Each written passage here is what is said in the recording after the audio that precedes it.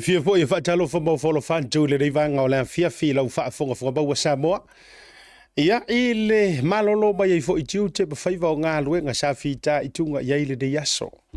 Le alofa tau muli o le alofa e aputiputi o le alofa e fusi mau o le alofa e mau popo lo tātou wali o lona alofa tu noa.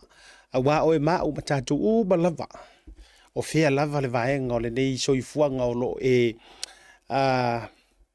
tautu ai ma isa ili malo no pia ia foi ia pe alu e mana tua le tua pe tele mana tua foi ono le tele o le seleni wa maua ma le tamau ainga ai e ia ile tali tonunga mau tutu e le mawhai o na alo le alofa o lo tātou ma te sili le langi e le tu au no ina e tu la fo ina oe ma telo teimi tātou te wha mua o tātou tangata ma wha mua mea tātou te na nau ia e pe o tāla le tusi a o le alofa tau muli o le tua fa mai e lau tele e loloto e maualunga fa mai e le ngata fo i o tapu vai e le ngata i o tuli vai e le ngata i o tau au ai e tau mawhai na ia tātou a au le alofa ma le mamalu le tua i le aso ma le aso me lea e o le tau au na le nei asiata fa le malu pio vauliko le fo se mai dungo pe au manganungalu le ea e tau wala mai le alata whaasala lau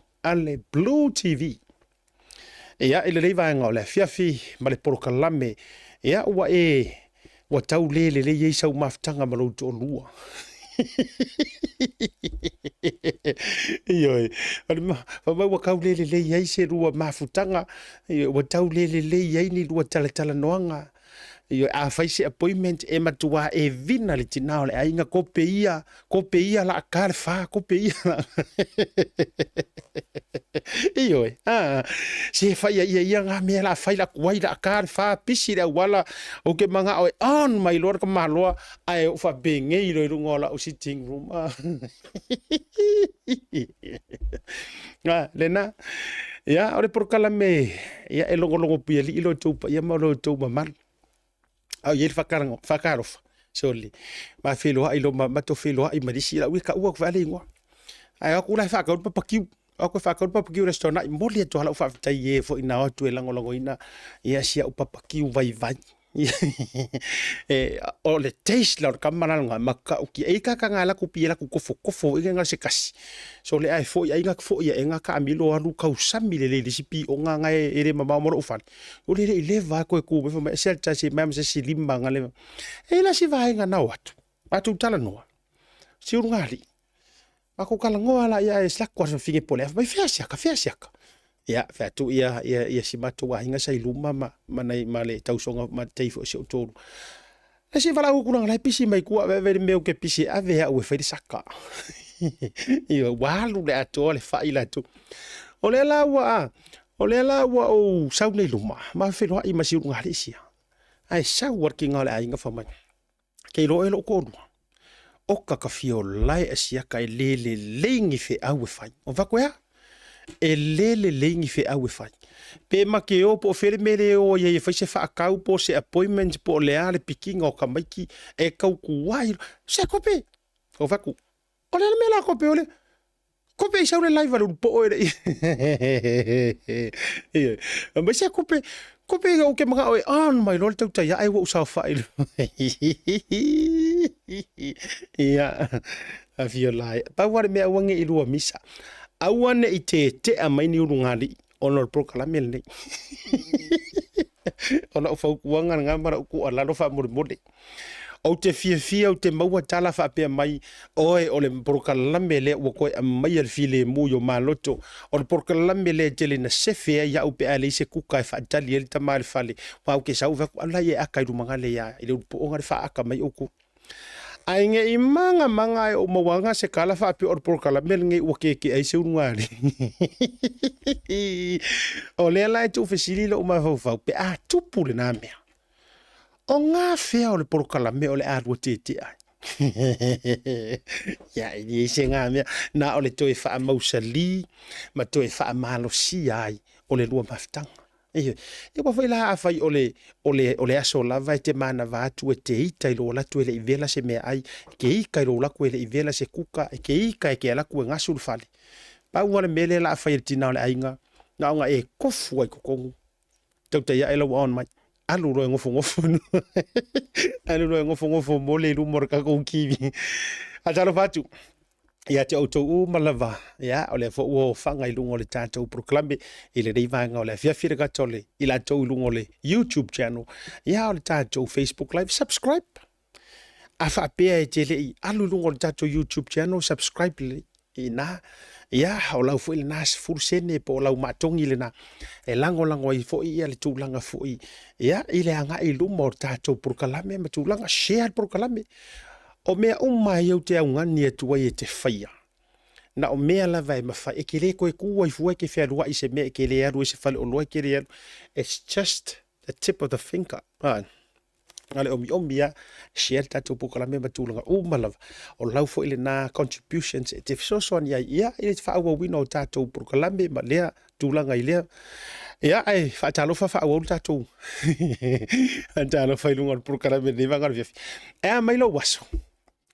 Ea mailo waso e tatou whaatalitala noanga. Lea wa leva ngā lolo ma wa umanga kuai. Le si kusi ngā ese lo fia tina lo fai tau so oa fai kau so oa ngi kusi.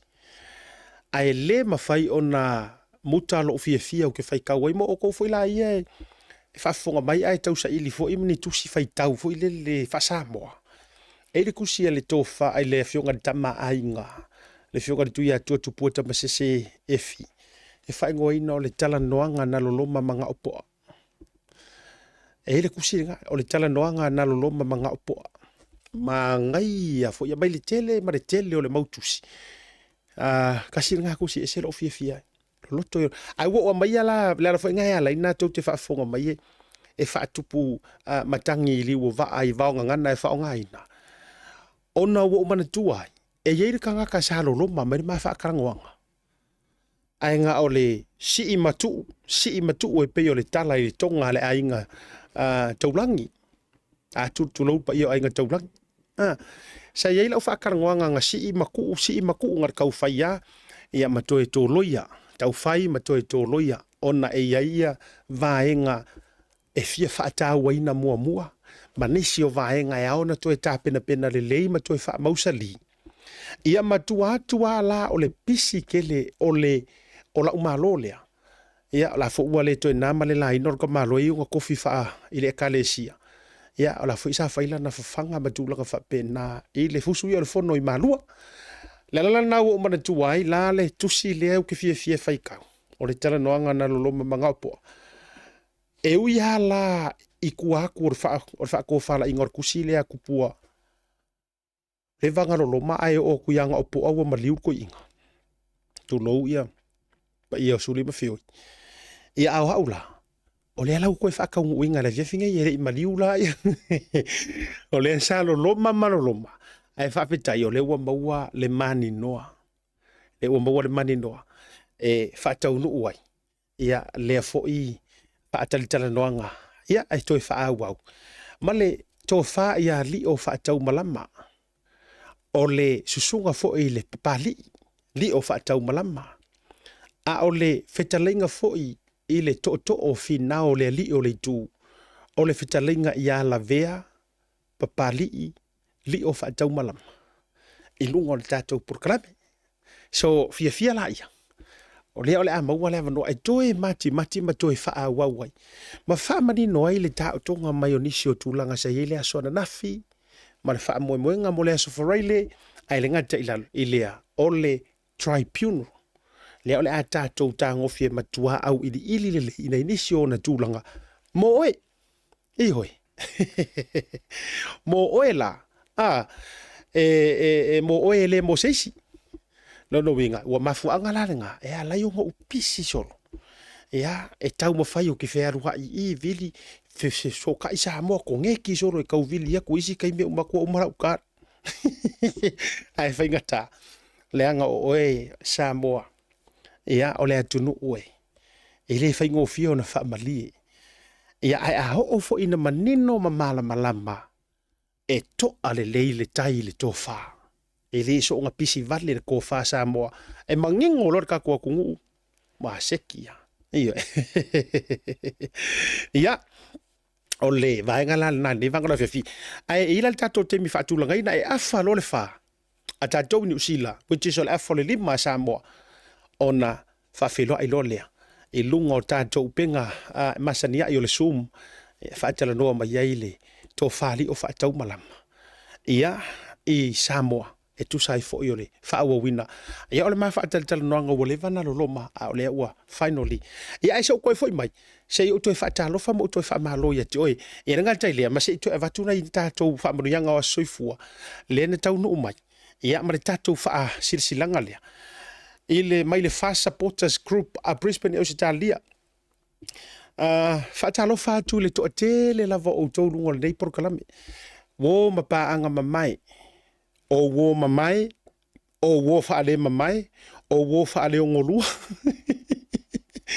o enemies walanga o le makua i filongia o le malai le tau tau ta alo i lungo le tau te iai ua moni e le ngo le mota e tausi e ainga e lua ma le mamanu le fale tolu mota malai fono sa sina e ngo o malai filongia e to a te le ala o wo mamai ma paanga mamai ari tau iai ma le Blue TV ai ai ala makama la finga pi fa alo mai ku o vai ku ni siko minga ko i so mo fa kala fa venga inga taulangi alo fai alo ma fa ia tu fa so se fai fe au lava fe o yo le tala le lei ia me se fo se utama fa le nganga o so uma ele ma fa yo no o vai e fa ia ma fa ta lo fa lo wa tele atu isi o tama fa le nganga eyo ia se fa sa la uia tu lo fo ele pule asta fule le la lona sa awa ele ma fa inga misi la fa ma lo ma la fa aftai ia ne le nga ta fu ainga ia ai mesi se o ka ma fa le nganga mesi o tina fa le nganga ne se o fi fiau ma fa fiau o ma o e fo wa fa ma na ia fo spiritual mentor jelo taimi mo te filo o no le ma fu anga tu lo le ma fu anga o re kako o ese mai ai mangeia kungu ese o mata to situation se fatula o tamai tala le a fuai a fai ke wanda asiata always shout out to his pastor onga fo i lo utali tonu o tatou le to atele e kele nga malanga mai o lo isa mo ni si o matua peira wa la ki si o kamale mo ke mafukangi ya o si utina fo ima ya ma si utama posua ia o lai mafuta mai sa lai sa moa au se ko inga la se utama le mo teni ia o po ia fo ia inga se ngase o tino o leva tu langa o stroke ma vainga fa pena wale o atu fo ila tu langa se tal noanga i sanga fa mangu yanga o fa fenga inga o aso umo le vai aso o aso umo le vai aso ele utu va ele taofia fa manguianga sa e alai le launga ingo le upu fa le nganga mo mako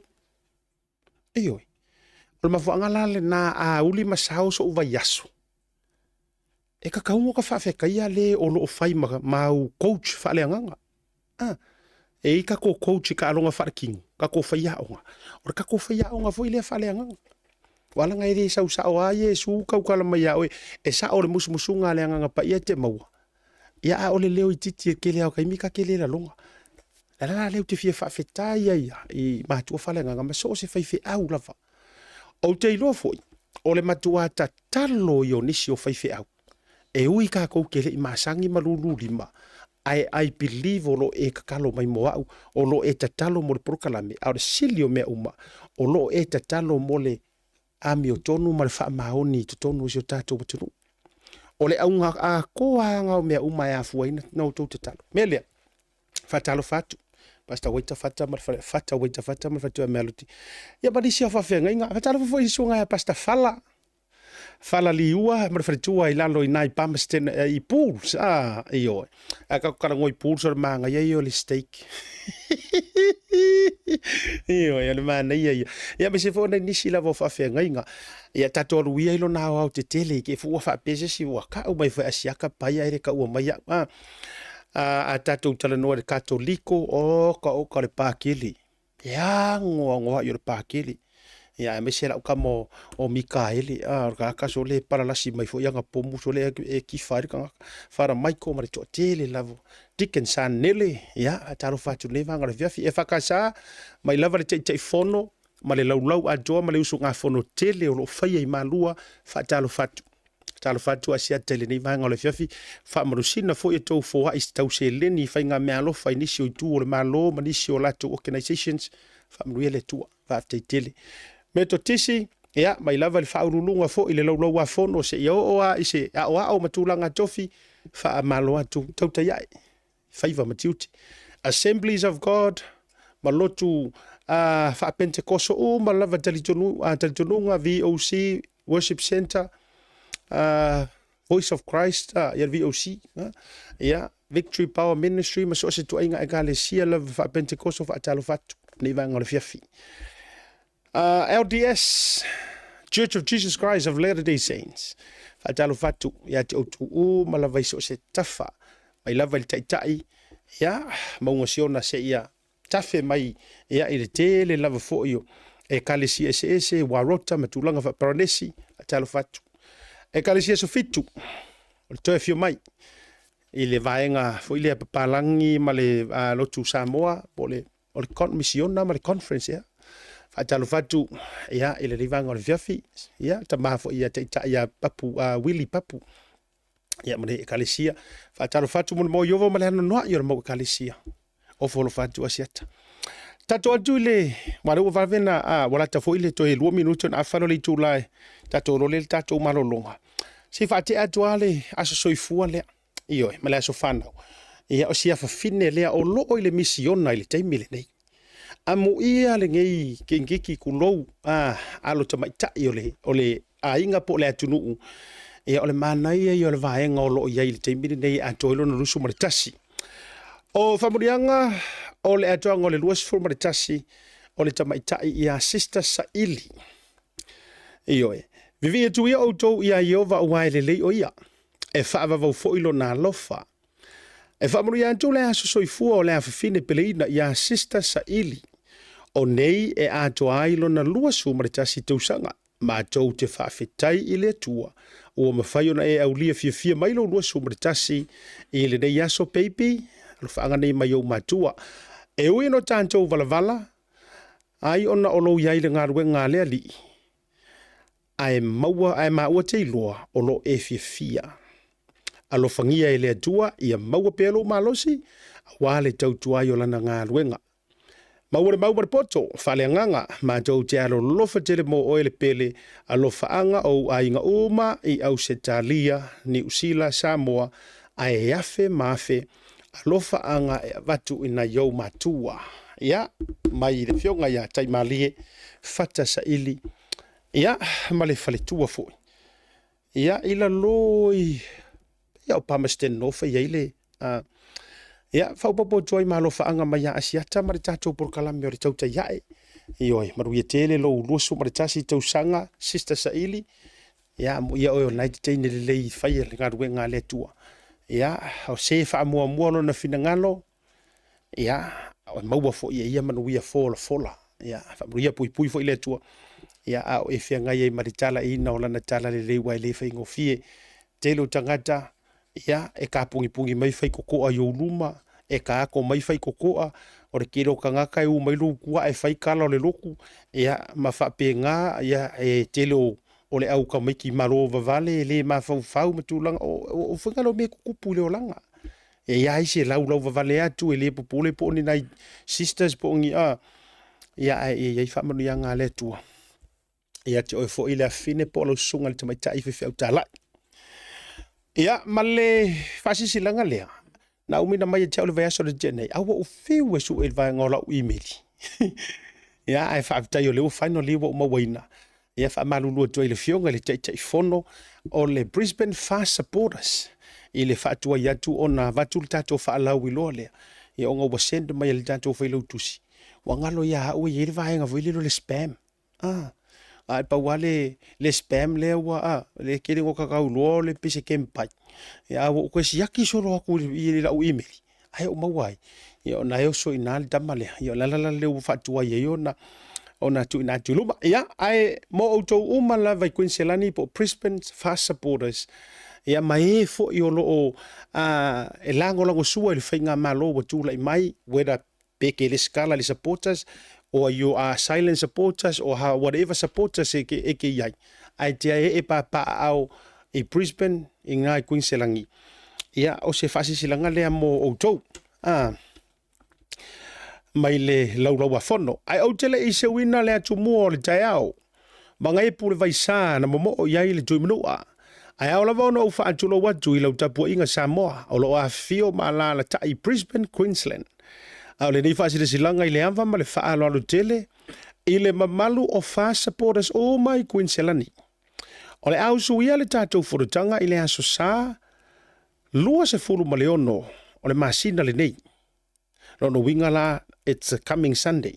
Lua sumareo no le masino me lua fe lua sumarfa ile tau le lima ka ua information nei. Tau le lima ile afiafi ile no fuanga o le ata ua ilunga. O le nei fona tanga e ta ua tele mo lo si la fia. A wale tatou fa moe moe ele tatou felo inga ma le taita i fono ma le committee ale fast mai Samoa e to a se fulu ila to o lo sauni mai o minista ma faipule o le parlemene. Tanuai o le mātou whailo inga e tau o la mai le video call le vai aso watua na iatu. Na au mai ai se whina ngalo le taitei whono ma le mamalu committee o lo o iai ni containers e o mai ma lātou e whaatau i le mamalu o le atunu ui Brisbane.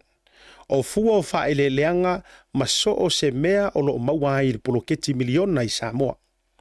O lea ua sui ai se mananto le laulau o ta pena le tātou sisi ngā fua, le whaelonga ino le tūtu atasi o si o tātou watunu pele, o se au wala whaingo fie ina ia au mai whaatasi ai le mamalu o le atunu mo containers mai Samoa. O le aso o le a whailoa atu le tātou tūtu atasi, o le aso lona wha, aso ngafua, i le aso fitu o o ke topa, lono winga o aso tāua la ia, aso whareile wha, anga ile aso fitu o le masina o ke topa. E wala awa tuwai ma le wha alolo lava i supporters uma ma e o lo langolangoina le fast i Queenselani e awhiwhio mai ma maliu mai se i tātou talanoa ma soa le pule mo le tātou wha moe moe. O le a tātou no manu i le tua e mo mole tua ilo tau soifua i le manuia tātou wheloa i lea lavaso.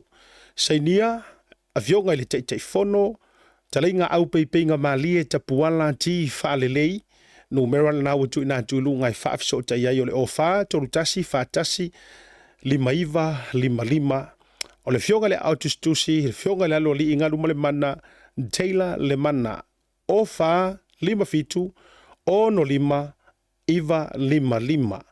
Ia, o le address o le awhai le afonutanga i le aso sanei, o St. Paul's Parish i Jean Street, Woolwich, i le tā o le lima i le afiafi. Ia, o le na, o le whaasiri silanga la lea, le watu inatu. Ia, ma le taimi o le tā o le lima i le aso sānei, aso luas furu ma le ono. O le wala kia riro koe vave mawari o le whaasisi na ngāri ele i o le aso lusuba le o ngose mangue makua whaasala maika mai ia le whionga le kei whongo i tea. Pe i o lo whiwhi au leanga. Ia ai malia tuai. Ia se i umafoi toi mausia vanua le whaiunga tātou programe. Tātou tūna marolonga. A foi mai. Whawhira il tō wha i ali o presunga pari. Tō wha le leo le tū. Le o mōle tātou fsota inga le nevanga le whiawhi.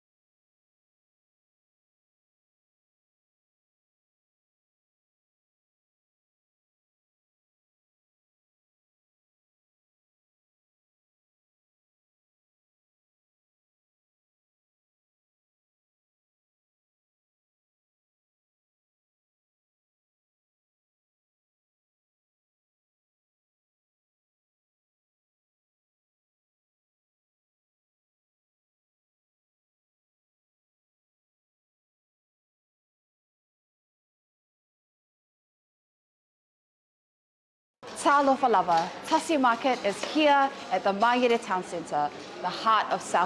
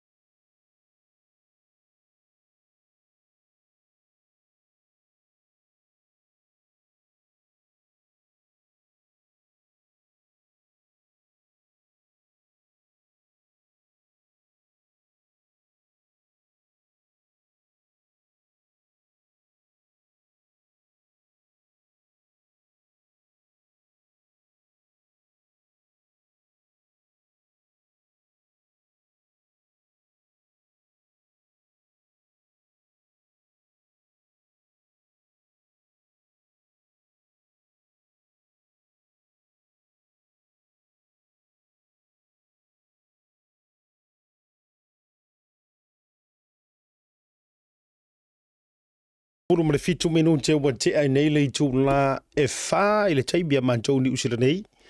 Ai ua te ai male lima i taimia Samoa a o te riro o savali atu se furu le po i Amerika manisi o atuno. Au te fifia whailo atu o le o mawana mafisa o ta inga. Ia, mai le tātou ofisa au tu a le Blue TV i Samoa i le reivanga o le fiafi. Male sunga i le li malu o le malo. Su e sinia. O le fetalinga i le li o le tu i a la vea. O le sunga i le pali. Ia o le fetalinga fo i a li o. Whaatau malanga ua vailunga o le tātou proklame. I le reivanga o le fiafi. Whaatu lima mau whaafeiloa ai. O fo lofa ma whaatalo whaatu. A fio maia ma maliu mailunga o le tā whaatalanoanga. I le reivanga o le fiafi. Lau sunga le malu. Ia, talo whasiata. Mua no whaafeiloa i atu i. Lau fitalinga siata i polau whionga fo i le whaatonu o le tātou porkalame nitu la fiafi. Ma lo se fu manuia. Ma lo fo i le whaatotoa i whaio matiute mai ane whaafonga mai fo i le pa ia maurungo se o tātou atunu. Whaafeiloa i atu sa moa i lau whaafonga mai nitu la fiafi. Pa ia maurungo se o tātou atunu i ona whiaunga. Whaasaunga ao ma le atu polasa. I ona papa tuloto ma ona pae le solo. Ile ba ia le wala fio tama mo la tu ainga fo i mo la tu tama lu songa malo tu mo mapule i tu au mala tau ia ainga le tai mana va fo ti ia fa felo e fo ile fa fonga mai fo i ona tato uso le motu i tutuila ba ia ile falenga fulu sua man vai fanua fo mai tu langi sa ole msala mua ia mana na un limu sa lua fa felo e fo ile la awa motasi Fatu il motu, to pale ula ya matamal manu tele. Fatalu fatu la fapong mau ni tu la fia fita tonu no. Ya inisio lo fayon fapong mai ya ile motu saema tapo ya fo il tatu por kalame. Ya ona afa nei no le. Fatalu fa siata i le usunga fono mamalu ale. Kalesia e fakasai le mo le malu papa i malua. Fa felo e tuaile. Fionga fo ile tete fono le kalisia le sunga fa fengenga ya Reverend Awatama Isera mal faltua ya Tamara ya mis fo ile sunga le sui tete fono Reverend Elder Tunumoso mal faltua ya Susana ya fa felo et fo i siuta mama siutina fa langanga o lo usfono malua ya le sunga fa fengenga ya Reverend Tsara le Leimal faltua ya Pizza Ia ole auto stusi foi leo se matu pulenga e pisifo. Ia le ngata I lea ia le usunga fonga no mamalu mai nā I Waitemata, le pulenga Waitemata I New Zealand. Le o usfono mai ai ia le sunga foi fa fengai ngai. Ia Reverend Josefa Paulo Pawono mal fa tua ia lang ia male usunga fono mamalu. Na mai Waitemata ia nei te mafa fi au lo au mar po sia tele misil wala mai. Asia si mai fa malu si au mai. Ia ele ngata I nei fa fengai nga wau ta ua ia a ole le lasi o le pa ia man mamalu no fa fengainga le wo fa longo atu sia tau le sa e ape ane ma e patulima e kalesia te tasi ia mo e kalesia so patasi ia fa pena fo iselangona e awai fatasi le fatalofa e so se kalesia I tonu su tatu tunu e me se fo sa mo fa fo ia ave fa mo ele tapo inga mamanu le atama fa sa wo tara lei pa ia lo fainga luenga ia le ngai mamana na latu tapo inga ma latu fa manuia o latu upu fo e manuia yo tatu faiva siata o ro tatu nunga ia I foi inisio te tai o kalesia e pe foi o le te tai o le kalesia le asupitu pasta wili papu ia ma nis foi o fa fenga I tonu Melbourne Australia ia e so tai lava le telo taimi ia moni atu le nga fa taima fa felo ia tu nei tu la le tatu pokalame ia ono wa fena ile le fa fonga mai a so sa mo lava I sa mo ni e me se yo tu no fafo o lo ma fai ona ma mai ni fa tatano o te fa felo ia tu mo o folo patu e me se lava siata I tatu sabonas po e o lo tatu tu fatasi po lo matu tu fatasi malango lango ina ia la matu tau mo fainga ia le fa masinonga o lo matu tau mo faia tu ia I awa lava le sa ilinga le memoni ma le amio tonu ia I mta upe pe na so ina nei ia mo moli atu le fa malo fa petai se taimi se no foi se tasi suyo le tatu komiti o lo ngafa man fa mawina o lo tu au ma fola ia me se foi o la o tu au fo ia la le fatala ulatu mo le sosoani le tongi no tatu lo ia o le o mo I fatalo fatu le tu la fiafi ma lo le se fo manuia ma lo fo lau ma lo fa to au mga luenga te wa mata ni va yasu ia pe o sau fa felo ia tu le asiata ni tu la fiafi ia malenganga tu mu fa lalo va anele pa fo ma wa so tatu tu nu ele ngate sa monei ia fa pe fo ia tu nu ma lo fa fitai wa talinga fielongo le monga matautia I sala fai ia fa le furuma tau mo fai a pa wantu inga ummo le tatu tu nu ulanga o Samoa le tu nu tofiole au mamala foi ia ini me ane fo wale au ia isa tatala ma sau fa autotanga le vea ia ona fai foi le ma ia au teiloa ia o le stiti fai tama o le ulo le pale e fa tai ia wa tala na iutou to matalanga pasina le tulanga fo o lo fa tu lima ma le fa feilo ai vi ia le anga le le o le tua ai o le o ke mai ka wa o e telefonu o le mea e ali ila usunga ali ile malo po lo ko faile matua ia la vea po le li o le tu po lo talinga li o ke vai ko le iso le pe o le mea e o ko e kala vo lo sunga po lo tofa ele to fa fo win no lo malosi io e me se fo io le va iatu o le a se vai ngolo le nei taimi wo lo e tau ma fai maintain nei le tulanga io e le tulanga malosi le ai o lo sunga e me se fo lo sui fo maloloina Aftai siata ia o subsile talinga tana ia ole me mo la mo fa tai le tu en ma lo si fa fo wina ia e te tonu le ma fo siata e se ngata ia se vai le o lo se el te nei e tu langa i le ngase o ma lo e pe ona fi ai a tonu lo si sila mai ma la wa ai mai ia fo ringa va ia na o tangata ia e pe e fa pena e la ngona fia mal fanga e tia e fina wai ia a wala vale e sai linga ole ole mea moni e mese lava i le nei vai tau i le fetu leni mai o tustu singa i e mawhaitionga pe soa ina o siu tātua tunu i e mese lava mta upu nei wai pe o ngā stonu le mū lava ole o nei pe soa ina o mta upu lava nei o lo wa fiai ia ole winga la sabtalanga siata ia e langona lava mafanfana ai sea ia la ngai te tonu o lo no futa talo ia se tato tu no te tonu la fo ie te talo ila to o lo fa sanga tau mai o lo mato pape nei lem ta upu nei ai te tonu ia ole a tari le tu te talo sili no morning fa mau i se taimi o luma ia o tau fa ia tu e tau va mel nim ta upu se ta mo lo ngang fa lo ba so te nei sa o se mo tu se la fai ia sa o fa mau tu ina ile no fanga na ile tanu pitch fale si manase ia o mena lo fai nei a mau se no ia wa asiasi ina ainga away from home te sui foi le environment foi le ia foi ia chile no mau fia ma to ma futa ma le fiunga ia taito vai ma tua ma tango fio ia ina manase ina ile tanu pitch ia fa pe foi the change pitch fale si na ile fiunga ia taito ti pili Pinisima fatua mana foi a unanga. Mata mo fiele. Le e il motel sa fa siata. Le nga o lutre tono le te ferro fia. Ai ai le o moi. Ai le o moi o le te ferro fia mo o sa loto mo. Ai nga ka le o moi foi ne la mo ko polongan ma fo fa. Ana ka fai a foi le e kini ka ika. La ka sai di vale fa ko ila loia ia show.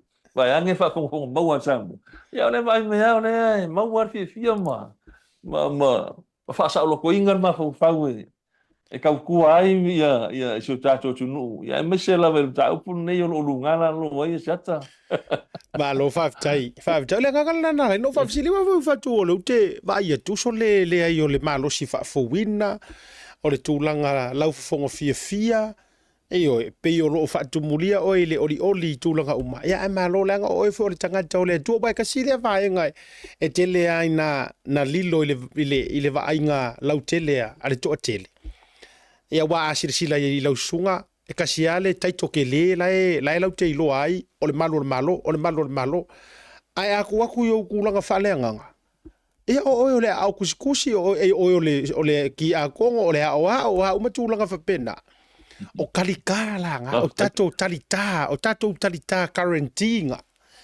E malu pui ai tato le fai kala kuspa ia mai a au se tasi male tua. A au ka ko male kua o ai ea e fa sanga tau mai. Vai le man ia. Ba vai tu le malu le tu ue. O le ta ho le ta fa tatal nonga. O le a se io ta a mata mai.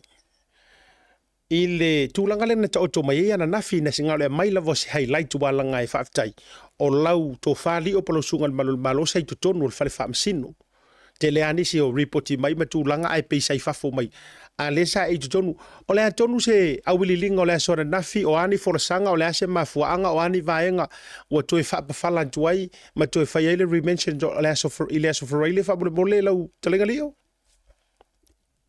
Ya, fatai mo fafsili. Ola so lava ia nafi sa a mata lava i tulanga fui o forsanga tamai tai loia. Ia wai le seri loia o tula i mui matso e na o tamai tai loia. O le tamai tai loia o lo tula i mai mo le tua leo. Ia po le prosecutor leo ia o tamai tai loia ia se inafo.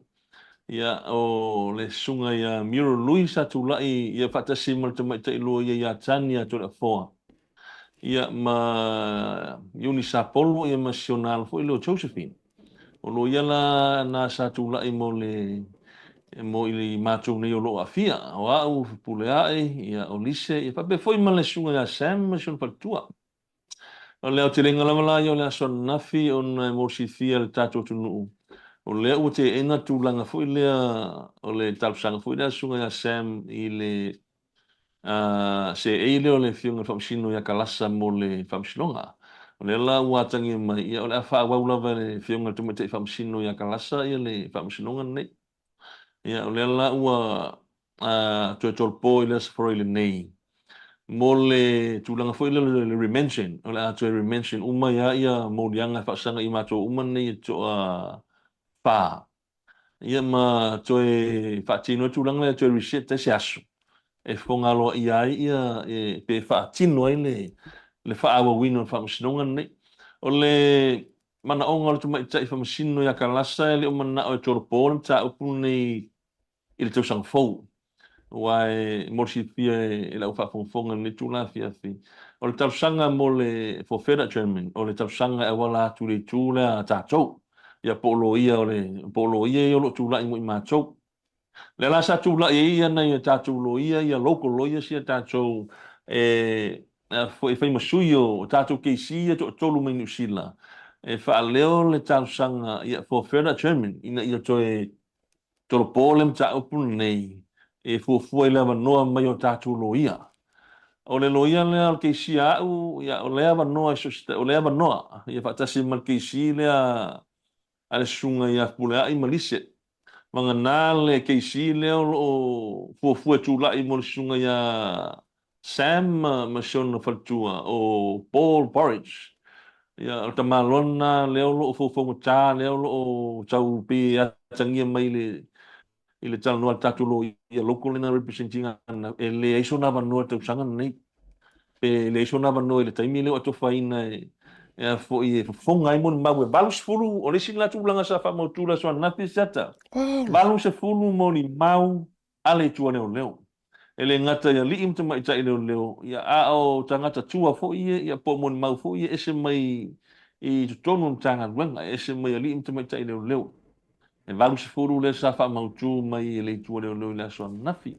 ia le la sa fai for sanga lo ia le la ta ti atu o la so le nei ia le na fa mautu wai ia le aso tonu e fo fonga ia mon mauni valu se furu ia mfanga so lo fa msinonga a o le fina ngalo le te mai tai fa msino ia kalasa e lo ia so na tu tolpo e umi se tolpo ino ta pu ile tau sanga fo mo fa ta inga o lo fina ngalo le te mai tai fa msino tau ona fanga solon fatino ia tau rumbanga ta upun nei i se aso la vi tono tau sanga nei lu olu fa le ala na te fa mautu ni las freile morsi fia le malu la fa fonga ni tuna fia fia seta ma lo fa tai manino tele ma nei tele la le vanga mo le mo fa fonga nga wo ma pa anga ta tu por klame mai fo yo lo mo tai le tau rumbanga nei ma ta upu ma na ia te u fa to fa la inga le fionga ta mai fa masino wa te taunka ko ia loa.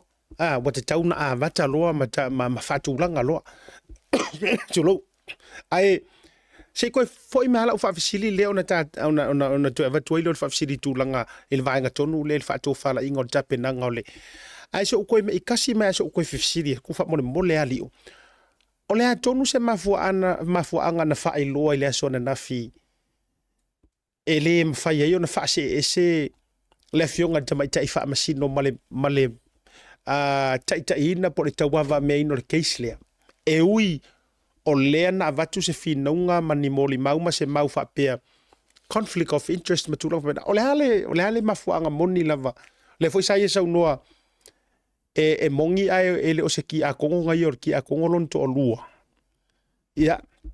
O lea se tua patatua o lana mafuanga tonu. Wha mole. Ia whaftai seta. O te whamaronu atu tūlanga lea. O se tonu o le maua se tali o le fisili lea o na ele i tang fia i lea son nafi le tūlanga lea. E whamaronu atu aila seta o na ele i anga i ia le afo i le tanloanga lea son nafi. Pa wal tūlanga na anga i ia o le o forsanga nga i le avanoa mai o loia ia mari taimi fa mautu ele fonga ina mta pe fa malu lu tu langa le seta o le lo tali ona le ia nga ile ia malo fa tai leila le wa marino ma tole vai ia wa pe no te fa longo tu telefone na me sa mo mani so totonga na yesi sa no nga fa pe na o le si vai nga ina ia manino ile le ma tole vai ele o ia ki a kongo la kuru o rosion to lua ia o nisi fo yo vaenga leo tau vai tuai fa pe mai o lea e lo palangi la ua ia e lo tu samo pat o le tatia la vaenga na e se na o taro sanga tu fo il famsinonga le sora na fi pe faina mo mesa uli lingo ole unga tustusia le ale fionga tama tai famsino ya sala tu fa pe meta una mai le sora nei anyways la tato me ia tu le tu langa ole valu se fulu moli mau o moli mau la ngai o moli mau a leo e faasanga mai a o kou po o mori mau o kou e faasanga ngai e mawhaiona e tau a whaamatala o hai o ngā mori mau ngai e valu se fulu o mori mau umangi e whai faasanga ngai o i leo po me faasanga mai a ngai a Samuel mo autou uma ia whaftai mo le whafsili o tūlanga sa whailo e le tua leo ia po le vaenga foi le prostitution e leo lo tūlai mo le tua leo o mori mau e valu se fulu o mori mau ale tua leo e whaasanga ia i mātou e toa lima. E fia ele whiunga pulea ai, o au, o lise, ia e mesia i ole sunga ia sema si ole whatua. O mori maula ia e valu se fulu no o tonga ele ngata o li imata mai tai leo. Ia a o tangata fo i e tangata tua, ia po o malu fo na tunu e leo ni leo. Ia leo lo o mori mau, ia e whaasanga ia i mātou, o mori mau le tua leo. E whaasanga i mātou toa lima leo lo o morianga e pei o na sauni atune ia i le asafroile nei, ma le ngā whaaloalo. o ka heri e le wingo lo tala wala la tale talanga le na vaenga au le winga foi le i le whaanongolongo ma le whaafofonga tua ia le atunu uma lu te vai atu le autustusi mo al mena le visiri menga ka ke whaamore se visiri o te whaamanino mai o le na whaapea nei o mori mau fo ile le whaasanga nga i ioina ale la ka ke vai aku e pe e kele aku le mori mau le fie valu se fulu le whainga o mori mau ia nei me ange i ka kou keisari e peila la e tau ai le mana i o le saunoanga le na le tamaitai whaamisino ka kaulanga whanga solo vavesi ka kou a mio ke longa keisi le unga uma e aru e markausanga a ko a lea o whaanga solo hangi mau mori mau ia o la tau mele joy piuno te leo se vaenga walanga peino o whaiatu sa o wha malulu fo ili tatou wo ma pa ma mai followers el tatou pokalame o le ale o le ta fata no foi le manisio tu langa lo loto le mta upule le ngola o lu mo famsidonga ya e ta foi le liu ai popo e vaenga ai na ona fata auto fa pe tu langa o le fa fonga ma wala tru a le tribunal le la ta me mai ai e ma fainga e fa mangingo mai le tu langa tonu o le unga le wai wa mai ona matou reportina wa mai a foi ona reporti mai Samoa manisio ai taua lo fa afsiri sa watu mai o molianga e lima ma molianga e lua o sta mai tai sa moria fa tasi o lua fai nai o le ale tau no unga tonu o le ase a wili linga o le unga na ta o mai sa i linga le tribunal committee Whaftai mo le whafsiri e siata e o mai le taimile nei ele ise se o mātou wa vai se fai unga tustusia. Ano pomoni na. Ele ngata ia te au, malaulo ia. Ia au tamai tai leo fo i o lo mōlia fatasi ma ua malana lo ia. Ila sforeile leo tōna ila sosfuma le fitu le sa tolo pō mai le mātou tribunal le tolo laua fai unga. Ia ele ise ele whapenga titei o mai le tuina mai fai unga. Na ona mātou anga e tu lava. Ia ona ponga mai leo le o le whai unga le panel, i rona whaapupu unga. Pa watu langa na ngai mai ai ia le sa tai le panel, ia po le sunga fo i le sui komsina ia le atau a Samuel Famsanga.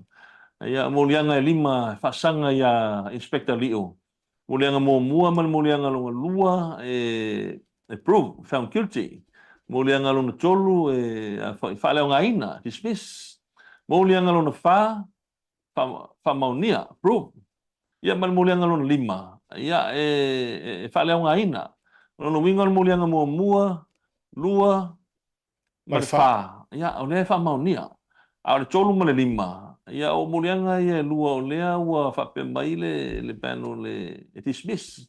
Ia pe whaleo ngaina. Ia le lava se mon mau leo wha maunia tūlanga lea. Ia o le tamaitai leo tai lua ia he nifa. E lua molianga sa molia tamaitai leo. Tasi dan molianga o wha maunia. Tasi molianga ua sorfua pe ua whaleo ngaina. Il tūlanga lana ngai le asforeile.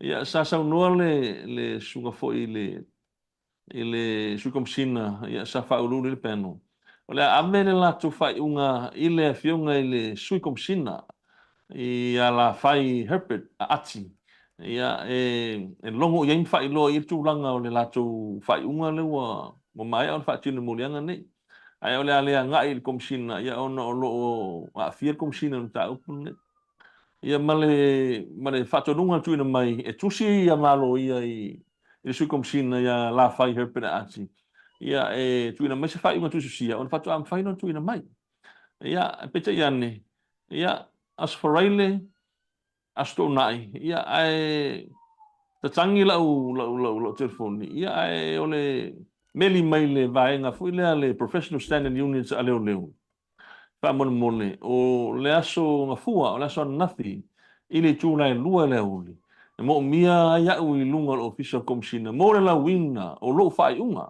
ia por sentence po le la fai unga fa sanga tau i mo lianga ia fa maunia ia per tu langa na shata le la sa tusi ma ia la ulo ia ile fiunga commissioner le fe tawil tu langa lea o le ngai e fonga ia le lawina lo fai unga i molianga yo fa maunia a le i tu ina mai se written decision le va aima o mala ulo ia i se fai unga tu sia mai le panel sa fatino ina ia le tribunal le ngata la le ai se fai unga tu sia tu ina mai ia o ia i fo ia le vaenga todos fu mal fitu le police service regulation le tu ina mai ele vanoa i le tangata wa found guilty submit twice tu langa foi le o submission foi le medication submission i tu langa foi o mitigating factors foi tu ina twice o tu le le komsina sila ia e fu i san fa unga tu ina mai o le la ele aise written decision o tu ina mai le aise mano tu ina mai ma o mala ulo ia submita quaise ma submission foi le of medication ia o le wanga i mai fa kope lau mai le foi le fingor fa unga fa sanga ia ka ia per tu langa na le la ko fa son muli la ulo ia la son naf ma fa ia lo ia ko sila kula fongo o sila kula fongo e meanga le fa kingoa ia le la ko korpo ele ngolo fa unga ile aso foreile todos fumaltasi o masina nei masina sto foreile ia todos fumaltasi ia le tolpo ile la unga le fa unga mo le silfia asata malo fa vjai o le vaenga le sa utaua na mawaile se fa momonga le sona nafi o le la mauatu o le fo i ko fa ile si mistake ba a fo iai e waile ma fainga ka ko ka ua se upu fo ile o se sasi ai ma faiona tatou tu ua in a professional level fainga ngā ruenga o le fo ko fa ile si se pe a fua tu ta yala ma la fua fa ta oto o fainga o fai unga e lima ta ina inga ruenga le onanga o matanga ruenga leo o le foi la ua ko e punga i lunga wa toyo so pa fo ile matanga ruenga ka ko kurenga fa penga fa fainga o fie o le foi la ua toy o so pa le matanga ruenga po ai lava le fai unga o so i kau unga a o le ia le tatia fo ile si va e ngai sa te tau ona avaku mua se fai unga tusia o le lai ma ua mai o le e fua ile la to tolo poina o lai agree le la ko mistake e ma fai ngo fa penga awa a fua tu la ia ile la to le awa anga fa pe sa o ma muri ka ia me uma e fi nga uma ia le ai o lai li maka ika inga ruenga le ma ai ma fai lango fa yaku o le ua confirm le la ko mistake o le ua ko agree ko la su fina ngalo ia per tu langa na shata al me moni na na le o sa uno tonu la vai awan longo mai au ile aso sa na longo mai wa fa uta ile aso le na longo mai no winga fo linga mai le o mo boe ni tanga ile ka mo finga se wala fo ile fo wa ko yanga ngo kula ya ko sei serve la le ta dismiss wa la wo mangi o fa ka nga o me le fa ka kalimo ya Ua pe mo fai ko la susa nga beli mai le vai nga na professional center ni unje le pa mo le kare no ua nga ku professional le la fai unga fa sanga tsa mo le nga tolu fa mo nia ya ngulo ngola ulo ia ele kali mele ulo ia la sala nga le malo lo Ei, ka kali mele ulo ia la sufua ile ta au le kula iba ya nga kusi lo lo ia o le komsinga ya il tulanga le pe o fam kalenga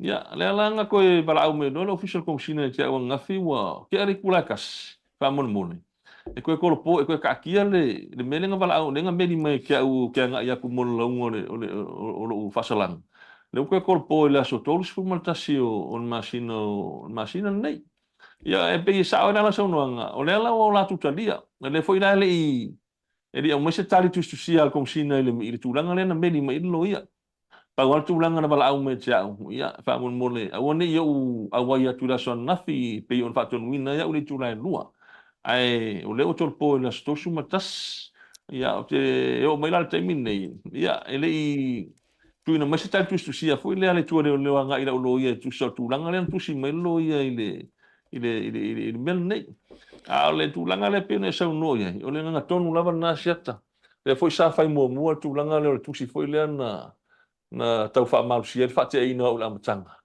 ia le tu si mai lo ia ta tia tu si na ai nga e fa tino trai piuno ia ei, le foi la fa tino trai piuno ia le foi la o to e panatinati mai le na foi lo lo atu e la u le fa unga fa sanga e tau molianga ia o fa pite to a o le tu ina mai se fa un tu sia se o ma tilo ia ma lo ia e fu ia se ma apili fu istu langa fu le o le apili i le whamasinonga maulunga. I le latu whai unga leo tu ina mai. Pea tūlanga na la ngona ia le tūlanga fu le o le whanoa noa. E le tūlanga fu le i lota tonunga o se whai unga e whai lunga le loto ita ma le loto ti ngā. Ia ua le mautonu ai ma ngā i le tūlanga fu le wale mun mutai i tūla fono lo whaton tonu inga luenga. Ua ngā i e whatino lunga tūlanga fu le o le ita. Ia manau mai ina ia o walu atu se i whakea mai whateanga wa. Ia ai le tilo na tūlanga nei. O tūlanga fo le pua ina tu whafolanga o tangata nei. I pe o le o profession nei whalo ia. Me se lo ia nei mai whafo. E manu o tūlanga fo le o siringia lo ia o anga vaa. Wanga vaa o CEO ia po whaururunga o tanga ruenga i Samone. Ia wa le utato no uma o komsina a te fa ingol komsina o le top cop. ei, O lo winga o le no numero tasi is a number one police officer o le top cop. O ia o le fa tum munga o tanga wen. Ia a fu i fa unga nei fa tino ia talu sia pe fa pe wa e tau fu ona matala komsina turanga ne. Pe fa o tuangia i ni ona tute mania nga wenga fa mano. Ia i te wa tu la fa i le komsina i la waenga so komsina la sui komsina la tau te whea ngai matulanga i. Ai ngalo el komsina. Ia o le o seki mai la waenga i. ei, O le o la foi fia komsina sui komsina i. I lilo i mga kul komsina fa pei o la sao me e fai la waenga i. Ai le lo. O la seki fa le ia mga ia la sui komsina i o la foi e ka fai o la foi fia komsina fa le ana komsina o la foi fia komsina la ko ia. E piva pe ngangi ma fu nga foi o mo ia kia u ngi me wole kasi. A o le mo fa lua. Alo is tūna sili ono whanonoa. O le lo ia le tūrai moa. O le lo ia mai whafo ato sa mo. E manu e le tala ave. ei, E fisili ngia ai le anga waa. Ia e mesi ai o le whatautainga o tūlanga fo ia o le fifilia o neitanga o i latum nei e vea ma whaururunga o tanga ruenga i samo. Nei e sata balinga whaaloana. malo whaavitai, e lio na ona tāu atu le tā malolonga pupu ulea, i oi, paisin kai pu vai, le ngole laka unga ka o le moanga sau, laka unga luare mea, toi foi mela ia lea, wha ua tātou proklame ni vanga le fefe.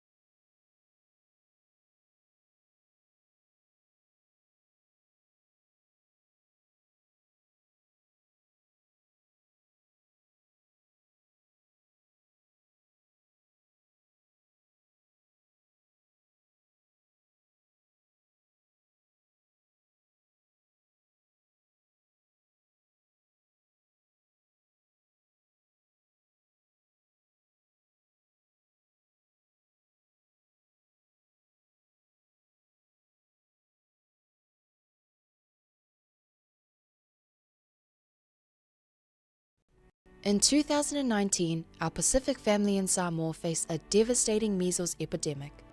It was a stark reminder of the importance of immunization. Our Pacific community is strong, but measles can strike anyone. Immunization is our shield against this deadly disease. Let's learn from Samoa's experience. Let's protect our families, our children, and our elders. Let's show Aotearoa the strength of our Pacific community. Immunize today, protect tomorrow. Let's stand together and protect our future.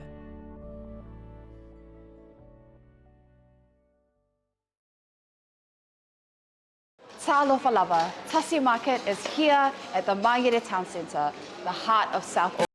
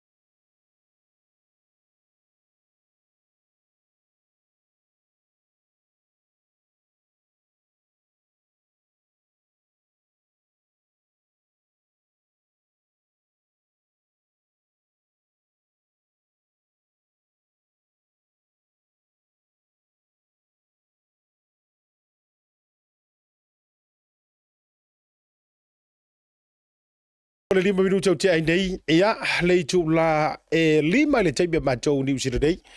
Ia, ele le fai matatou oi, mara tua fo se tatou o nanga o le tatou televisia fa sala lau e sponsors. I te ua se e loloa ma se e li ala fa fonga malo no mai tatou tala. Ia e uma e ua feika uma mako sponsors pe nga feika isi po kala me vo ngale le ngale umanga kala ngo ka se uma palaka sponsors o ki fa sa o mare mea. A tatou ia, ia au le poli. Nga tauan tatou wo mo moli faftai tatou company la kono sua. Toi foi man. Fa filo ai le to fali o foi ma fa so e ngol nei por kalami. O le vaenga fa popolenga le na li o wala ngai ono tupu mai. Na u fa so ana na fiole wo mata watu. Ua nga o mea se ilungo isi mea se ilungo isi mea se fa i unga o lo au maia. E to tonu lava o le matanga ruenga o leo. A o lea e maua le yaku e lo ia ke sisa mai se la o kama makukua ka ko ia fa penga walanga i le level fa lo ia e le ma fa inga le anga fose lo ko se lo ia i la lo mai pe aka o kama makukua yo ke sis ai na no fa ya tula ai kasi le va inga te tau walanga fa tau ai au mai e tau na mata tuino ia po ai la pala sienga i me walanga i te au A o nei na uma e nga vaenga uma nei ma va ia tunga maongo o se kulanga o koe sua yo makanga ruenga ma koe whaasanga koe lau tō whafo I vaenga whapea. Longo winga fo I la o le ngā ruenga leo lo avea ma kai leo kaimiringi. Ua matua kakia I rungo le matua manoa mani finifi fo I le nga le ua mo kulua ia pe whamaya. E ono tupu vaenga whapena ono le tele o le mole meo le mese se e a mai a oia o lai ta iulu matanga ruenga. Ia, whaftai e seta. O tūranga tonu lawa na lea ua a ngā I e whasoa ne tūna fiafi. Pea no whai atu I le whate ia e le ngata o a o laulo ia.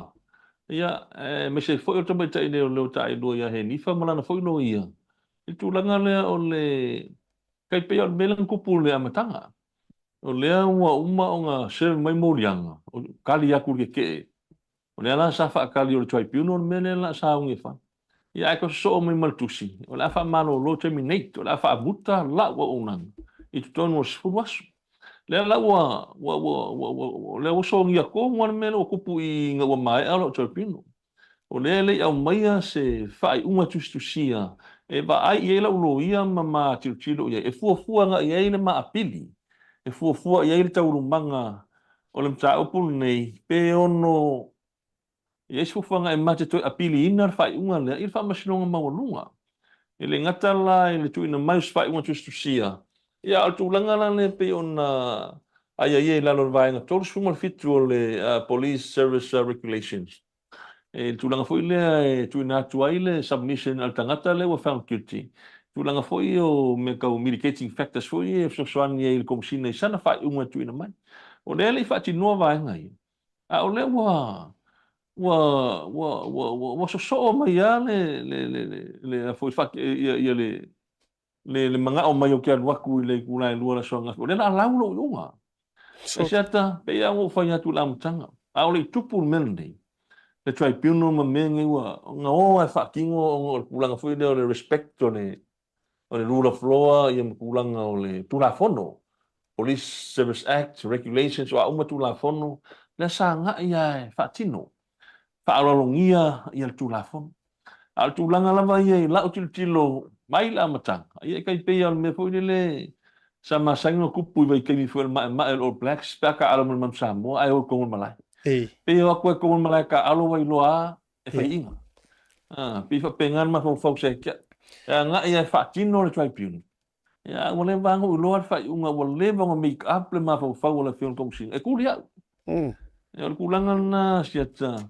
E pei le level leo a foi o CEO po whaururunga o tanga ruenga. E pei e tau fesilingia lava tūlanga lea siata. Pei sea lava ua whaapea ai ia le tūlanga foi don tau punu nei wale tasi ia au leo ua whaanua. E pei tau wanga ini o mawhauwhaunga foi lea eleng ale o se whai unga e whailunga o leita. Ia postulanga foi lea o lo ia inisi o lo tua. O lo malosi lava le unai mai. Ia, e pei nao ni maso solonga o mai. E pei e fōringa mai e lo ia inisi tua atu le whionga le komisina. Lea o lo pusinga mai inga le ia le whionga le komisina. Se wa leva kau ona e meo kua inga kurili. Siat, e fua ele. Ia le toa. Ile le toa o le whato whala inga. I le tūranga foi lea se I kau kua mangua foi lea se I kau hui mai ana tu la fono. A o lea ua uma kua le o le mea sili o le whanono. O le ai o se whai unga tustusia. O lea makele I wa ai mara ulo I se whai unga tustusia. Ia o lea o se so o mai le tūranga o le launga o whai unga I murianga I o whamoni. A o lea te kaunga mai se whai unga tustusia o le fuafua e whaisa maa apini ma le whionga I lo ia siata. Malo whaafitai lau tō whali. O le sa ta ua I sisi vaenga o lau o le tā whaasoana nei. O morianga fo I e lima leo whaamaonia le tasi o le lua ma le wha. Ai whaalea o ngā ina le numero toru ma le numero 5. E mawhaiona e tau sau noa mai. O morianga ia. O ni vaenga o te loa apo wa e tau li maina pele I o atu fo I e le iunga tustusia. But so far o vaenga ia pe e tau maratua lea e whaamaongia o vaenga I leo whaamaongia. Whaamone mole. Asiata, o morianga ia 5. Pea no o kere do penga o ta ua lam tanga ta fata tanoanga. Ko kikia a inga uma morianga ia lima. Ko kikia kukusa uma ia morianga ia lima. O kere do polan menga lenga fa lima al me e o kala fo ngana uru ia. Pa kam foi a vore fa kere fa ngumela morianga. A sisila ia ile wording morianga. E kasia e kanga kusa uma morianga e fa ia ku ka fa morianga kas. Ia o tulanga foi le pela o molianga tasi lua tolu le o famonia. Ia o le molianga mua molianga lua mal molianga fa le famonia. Le lo fa pe mai o le tulanga foi le o le vea yo o seri malo. Breach his duty. Tulanga foi le by involving and conducting an unauthorized investigation. Tulanga foi le lo fa tino ile la tau mau o susu enga le sa o fa tino ina. Ia unauthorized ele I fa tanga ina mai le fiunga komsina. O le winga fa talanga foi le o lo fa pe mai le fiunga komsina. O lo ia le team le sa ia tofia. Paulna o le vaenga le sa ia fa tanga ina la tu fa tino ina susu enga. A susu enga na le sa o fa tino ina unauthorized. Ia le la fa na mo lianga ia tolu fa maunia. O lo fatino ina la le susuenga le unauthorized investigation. Le na mafuai ona o fasaingia sa milanga statement. Ia o le sina molianga. Ia mafuai ona o tala noa ia Sam.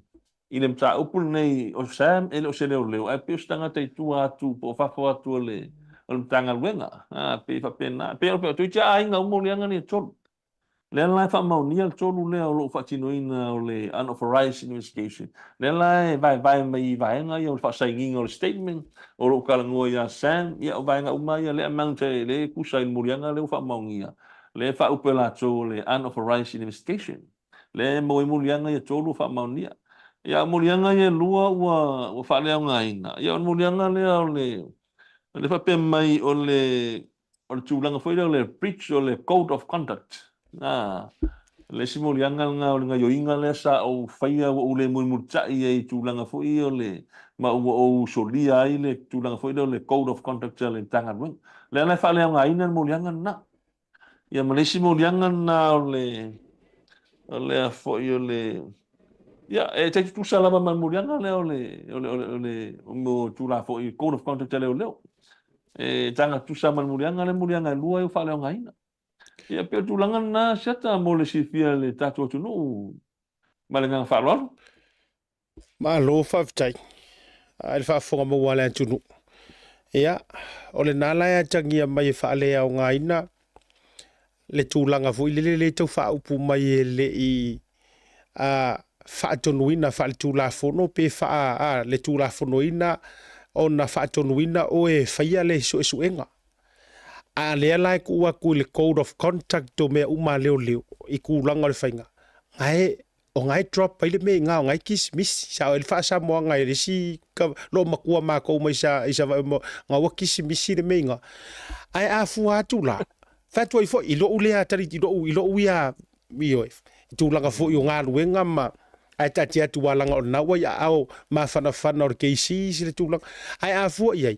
O le kele au whai unga e fuafuanga I low preaching o le code of conduct.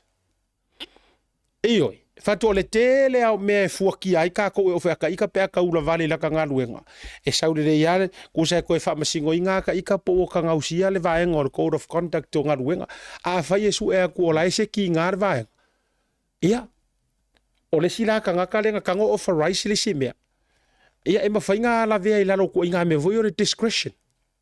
Fatu ai fo ilu ia lio e pe ka kau e ngo no ia li ia lau ko fa mai mana tua ata to wo tuli tu langa fa pende ia pena ta fa yatu o ai ia ile pawa mar malo si anga la wa lunga na te vatu ile fa tanga ia e fa o fa kanga la nga fa kanga mai ia u fa kanga ia ai la ona ua found guilty ai o nga pia kangia mai ele I fa kanga atua o ele o lo umir pawa ai manga kua e sili aku le pawa o le me ka o le paper written ngai lo le pawa o kangaka wa e o a vo I tu lo le mingi skamar ko mesinga e subject o mai la lo le code of conduct fatu ai fo ai e pe folinga mai lai tau mai le fa longo atu vai ngai found guilty ai o ona fa pele I fa tonuina oi ia it's an order la ava tu tangata au tangata fa nga fsu ya ai atu watu le code of conduct na I whaasolonga ma le whaatinonga o lau ngā luenga. Ia o ngai lai akangia mai o ngai kisi misi ngā le mea o ngai. Ia nā whaatua I fo I lau. Ia ai o le whaatau tainga o le case. Sa maua tala. Ai le lei lava o le ua maliu mai pe te su mai nunga le programi. O le sa whaasa moa ia mori mau. Ala fionga le komisinga o le sui komisinga ia maresi fo isingia. Ai whaaliliu e se leo e mawalalo mai lavalo na tūlanga mai ala tau o top cops. O le a se feedbacks o le a se vai ngā le kei alau keisi. I le tūlanga lea sa ia expecting. Wau te loa a iese se piko siringa malama mai le loko keisi oi. Walanga o lau no ia.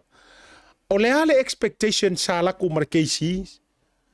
Ai o le a fo isa kulanga nga e mori mawina o ua tupu mai le mea ua vai aku iai. Ai e necessary le ka ngofi e wha e vaku se whaaliliu e whaaliliu wa ia la tau whaamitalanga. Ai mai se hao se kasi ele ngakor komisinga a o le sui komisinga o ia fo i o se lo ia. Le aso whina ngā loli. Ia, whaftai he lau whiunga siata. E tūlanga la vai o le whangasolonga o le tribunal le vai aso atoa le sa whaatino ai. Ia peo na utau o le tapo kalami taluai. O le tūlanga whuire o le fair trial. E tau ona iaisa whali upu ona o laulo ia le sa umai o le palangi. Ta siasi palangi le sa i filfilo I le matu whamasinonga. Ia o tūlanga la sa whapeo la tusi le whiunga le komisina ma le panel I le vaenga whuire le sunga le stala sini o le whamasinonga e whaonga se whali upu po se interpreta whuile mai kai le court. Ia upate ia ui le aso mua le mātou tribunal I le whailoa ane le whiunga le taitai whoi o le ia po le chairman o le panel. Ia o le mātou whali upu o le setasi o li malo le malo o se o lo ia umia tūlanga o le satin sinia. O le ali o lo nga lue nei le vaenga le prosecution ia po le vaenga whoi lea o lo o whenga I whamasinonga le mtanga luenga leo I tai munu. Ia o tūlanga la siate pe ona e whapsingia. Ia e leo tūlanga whoi lea e a whoi e nātia le tūlanga lea nga o lea sa whaatino I luma o le tumutumo tangata. O le fuisa a wayo a inga sa tapua ia le whamasinonga le fuisa a wailo ia o la ulo ia o le lo ia e nipa ma matu a inga. I le tūlanga le whaanga solonga o le tribunal le mai lava I le aso mua. Se i o I le aso muni. Ia o lofu siata e tau whaiasi boring like titi fu I leo le tūlanga o le ngā solonga o le matu tribunal. E tūlanga fu I leo le whaaliwina o mori mau e luas fu ma le ono lea mai le ngana Samoa ngai whapertania. O le whatite inga lau tala, a whape ko le moni mau tūla I tono le pusa fui leo, a whatino moni mau. Ia ona fisiri ngia lo le lau lo ia, a fisiri la lo ia le moni mau, e fisiri whapertania. Ia ona whali liu lea le whali upu I le whasamoa, ia malamalama le moni mau lea a tani mai. A tani mai le moni mau le tua leo, e tani mai le whasamoa. Ia ona tue whali liu fui la ia lea le whali upu lea, I whapertania. Ia malamalama ia la UKC. Ia ino se wa alu al foi le whamasinonga ia o peu tau boring like titi foi le umbi. I le tele o taimi foi le alu ma. Ai na wa o mai le last 2 days o le matou tribunal o mai fasolonga I mori mau le whiunga le sui komsina. Ia komsina lango ma le whiunga komsina. Ia ma o mai al taal na ma o keisi o uma ma breakfast kai o le tau mesina. Ma data no ma ia. Fia las keisi no mai le sio mon mau le a fonga taal le. O komsina lango ia pali efo. Ia ma le sui komsina ia pali monolisa. Ia ma komsina ia o paau longo tiro Filippo. Ia tal no melta malo ia manene ia so tonu a Babel tatu tribunal wa o lenga expect ka malo o kulanga foi no la vela ka vanga ngangu ko o pokam singo ele mako tribunal ia wa ele fa pe foi ele statu ngana siata le fu sisi se la poseng ele statu ngana o ma fa o le kesi o le top cop second to the top cop ma le third to the top cop pa fa tu langa structure mtanga wenga o la he had a high expectation ora ma ko be velan ka wanga ngangu ko I kai mi fo e ko le mon ma wole la wanga ne ia ole tun fa te ia ia na tu la ilo le komsina lang ia pali e fo singia le prosecutor ia po ale ngana ia fo singia ia sa tal ia e singia ia e fa ngalta to fresh language ia tu langana ia mai ano mon mau le komsina lang ia pali e fo so mai male afionga le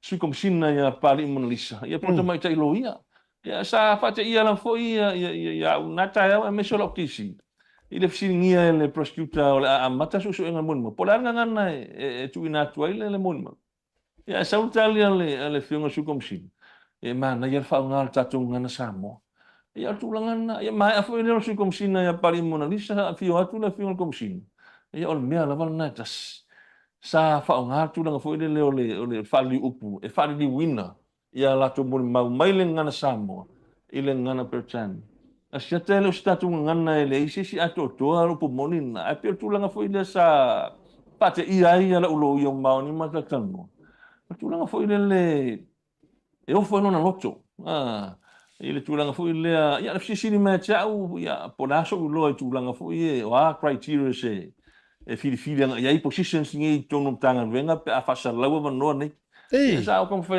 ile fa kala ia o me o mai kaunga le le English wa au fa fo presença mo fo kanga mo fa fo me ele fa samo e wa nga fa pe o fiki po van waku le fa ele tribunal le ai longa fa fiki pe fa van waku kom singa mo su kom singa fiki ele pula nga fo ele ia o lanki kilo o fa com bom no kanga wenga ele va ai ka malo lang sa mo fa fo ia ola fo ele mo se fengo kaimi pasau ingor kaimi mal mole ulang fo ele so soangi mela ko ia malam wa mo ia e kapkere lo foi po se lau paseng fa li winga ole o kali ia ku inga mai e fa li upsa ia pe o lenga expecta ka malo ngang mai ia e pe ia fa ia ku ele o stato ngan ia pe o tulanga nga sa pisa ma o faile ia lo kisi le tulanga le fa nga solongo al mato tribunal le sa fatin ile top cop second to the top cop but a threat to the top cop o fa ulunga o fa kumpunga kaga ia o kai ka foi pola fa mai ele lisa ka ngang akava ai ku fa li upule fa nga mai o subordinate officer o nga kai la longe o low rank si pola lo ka fa me ele anga ka ngi diska kam fa ka ngang e makangana me o la ko fa li o fulang buanga ia langa bonwang makwa ile fe kauya ya pe tulangan na ele alo sekala lang ole sai mo limang ole sai wa hinga sa kapua ia fa msigong ole foi sai makulo ia lang kilo yai ile makwa i bakau kia ole ko inga me sa ka malanga fa lo ma lo fa vitai ka fiolai te lo le vaenga pito i fa no il mata upule a fa yo fa fonga mai la do ma penos ia sa la ko filifilinga ia tai nei ma komesina sui komisinga po ai lava kai ele wakasi ele ngai vaenga ole me eri o fa sa mor fingo nga filifili pe tu foi la ngol fa ta waina ole fa ka wainga le wa esa ngo kongu lava le ngai te tau ona sa ole le ia tato information se ave fongo kanga ya kungu i fa fole malanga ai ia le lawa wo soi maroka masalo salo i pole ase ka kori pokinga aver ka konga fangua le ngala vengi le ka tu ala ngai le kuskusi fa sa mo ele kuskusi fa sa mo wa ku so rungo ole coral reef pole fa tu ai fo ile wingola tatala ole te vai atu fai malanga ya tunu i fafo feo ai solo o sa o information si ele o ma ai a fai fo yo lenga o le me o le o ma avengi fa li up la ko e alo i makupe ma lo ko wala nga kaula nga feo ai ma ave fa li up o la vale va enga le e ka uma i e ka kaunga o va enga ia ma ave fa li up avengi ko interpreters a le fesiri la o kupe ai le la ko kongi nga ma ngasu ma ma me talu le fai o nei filfilinga ile a wala nga pena fa tu la wa ma fu ngo wa ma fa kamale ole tulanga fo ile kulo ko kiki fa kula kala le pe kau fa ko ila lo ku e ma pe kau fa lu ma tu nu ya me E walanga ai lo umala nge ya kungu ya lo ia nge ma leo le nge ale la amu wa pe is your commissioner is no speaking English. Wa le na te fatu pe na. Wa e moni pe fa ka la fonga. Ai ore kala ile lea. E matula fa pe na le la fo America isi lo no winga fo imala ke isi ma fa pe mai. Iyo e. Or kulanga la le la ia ila or kulanga la le la ia o e malau case go so case fa pe ya o li ka lo fire isi au client ri or makua o ki fa sa wa ai fa fela tu langa ile mori mau o sunga la le mali to ilau mori mau na faini fa li liu pe sa e o ke ro pe ngar pau nga la mori mau sa ai ma fa na e sa no nga fa li liu pe nga fa nga sa wa me ka mas Sata. Ya, ele fa pe fa kala o fa au fa pe o la mo mau ia le fiunga la o le mare to. Ele fa li wan mo mau le fiunga ile la o le mare to. Nga makua i pa ia fe nga nguinga la o li mala ke si. Nga ngaku mai ele o kala fu ia o le ngia langa o le sa pu e. La pu sa ia ile o le sa record le kulang o le video le ba nga ai tia le o fa msino a to ale mala sumo mo. Eu na sumo muni. Ia tulanga na kasi ala mun mau ia ele fa sa mo la mun mau sat ngan ko ala mun mau ka malo mo makanga umang ya lai ka fai fenga nguia markesi ia male sunga ele ko folo pulo ile sa tai tai le pano le funga ia le ata mo sa mo fa sanga su kom sina ia ele fa sa mo ka malo e fai fa ma ole inglisi ka malo ali e makau kia biar kulangan nga ko lo pulo manya la makanga o la sumon bul ya ko i fu fa fikaya ini sunga fo ya li akau sa mo sanga ile ma ha e fo yo le kulanga fo yo le fa ki ngonga le al ke ka inga fo yo matu fa msino e ya le ku mas fa un susia ya ola fa fikai nga ile kulanga pe baka nga ye ka kan nga ile kulanga fo ile le tamali angam kangan wen ya ila ko o ro ka nga le fa mo la tonu fo Mali. No foi, it's already there. É com mau é no foi aku o mai o maku ia a nga komsinga al silinga. O ile sa pipu ngo fo, o ile sa mamang ngo fo. A foi ile sa sidi ko ila popo ngo fo. Pio kulangan nga kamali anga yo o kanga nga pele ya ka kanga nga sia. Luas kumalo sanga o la wo nga kum kanga lu. Se foi ko sa ko lo wola ko kanga nga ngisa. Ele me fai o ku ilango. Ele me fai o mga kumaman ka nga ben. Pero kulangan nga wa nga isa ukal ngol kulangan ya. So siya makaw mas ya sila mesya. Lo pumongin nga ele lo ngomali. Ole mo sa wo pa masaw may ku e fa kingol mun ma. Ai fa li wan le fulang mo man mun ma fa perkangi. Makwa yo ule ka ko wa le ko nga mesa ku po sa tamal nga fa. Ole upu moni ole alava ia ole ai fa fonga mo wa tato fa nga malo ma ila jo ole filifilia ia ngai ia tato a ve ma tai tai mtanga wenga ai a fai fo isa fai ngi filifili nga ma se ka wange ai pe nga fai ngi filifili nga ngi so kanga ia ono kalima ko pa ia ilo kamaka e pe nga ele nga ka ri sau luma me se o fai unga se ai o sau ai lo ma me ma sia si luma ya wala ngono monina ya kai ele ola utala moni ya tai tai le iyo e makua yo kamala malama pe aka kau kala fa perkangia ku sa voi pe kau pang wa ma fa fa makua mala malama ingango makulang e tate tau ma fai fo ya e ngangana ya ai langa la wa ta wale ngi di sir kamaro le akawa o ilanga o kama ma ku kuarat ko yor ko inga wo leva ngai New York ko leva ngai Amerika la kama eu quero longa lá e pinga faile action ngar ko inga ngai sau male action wala ngar ko malo e ngai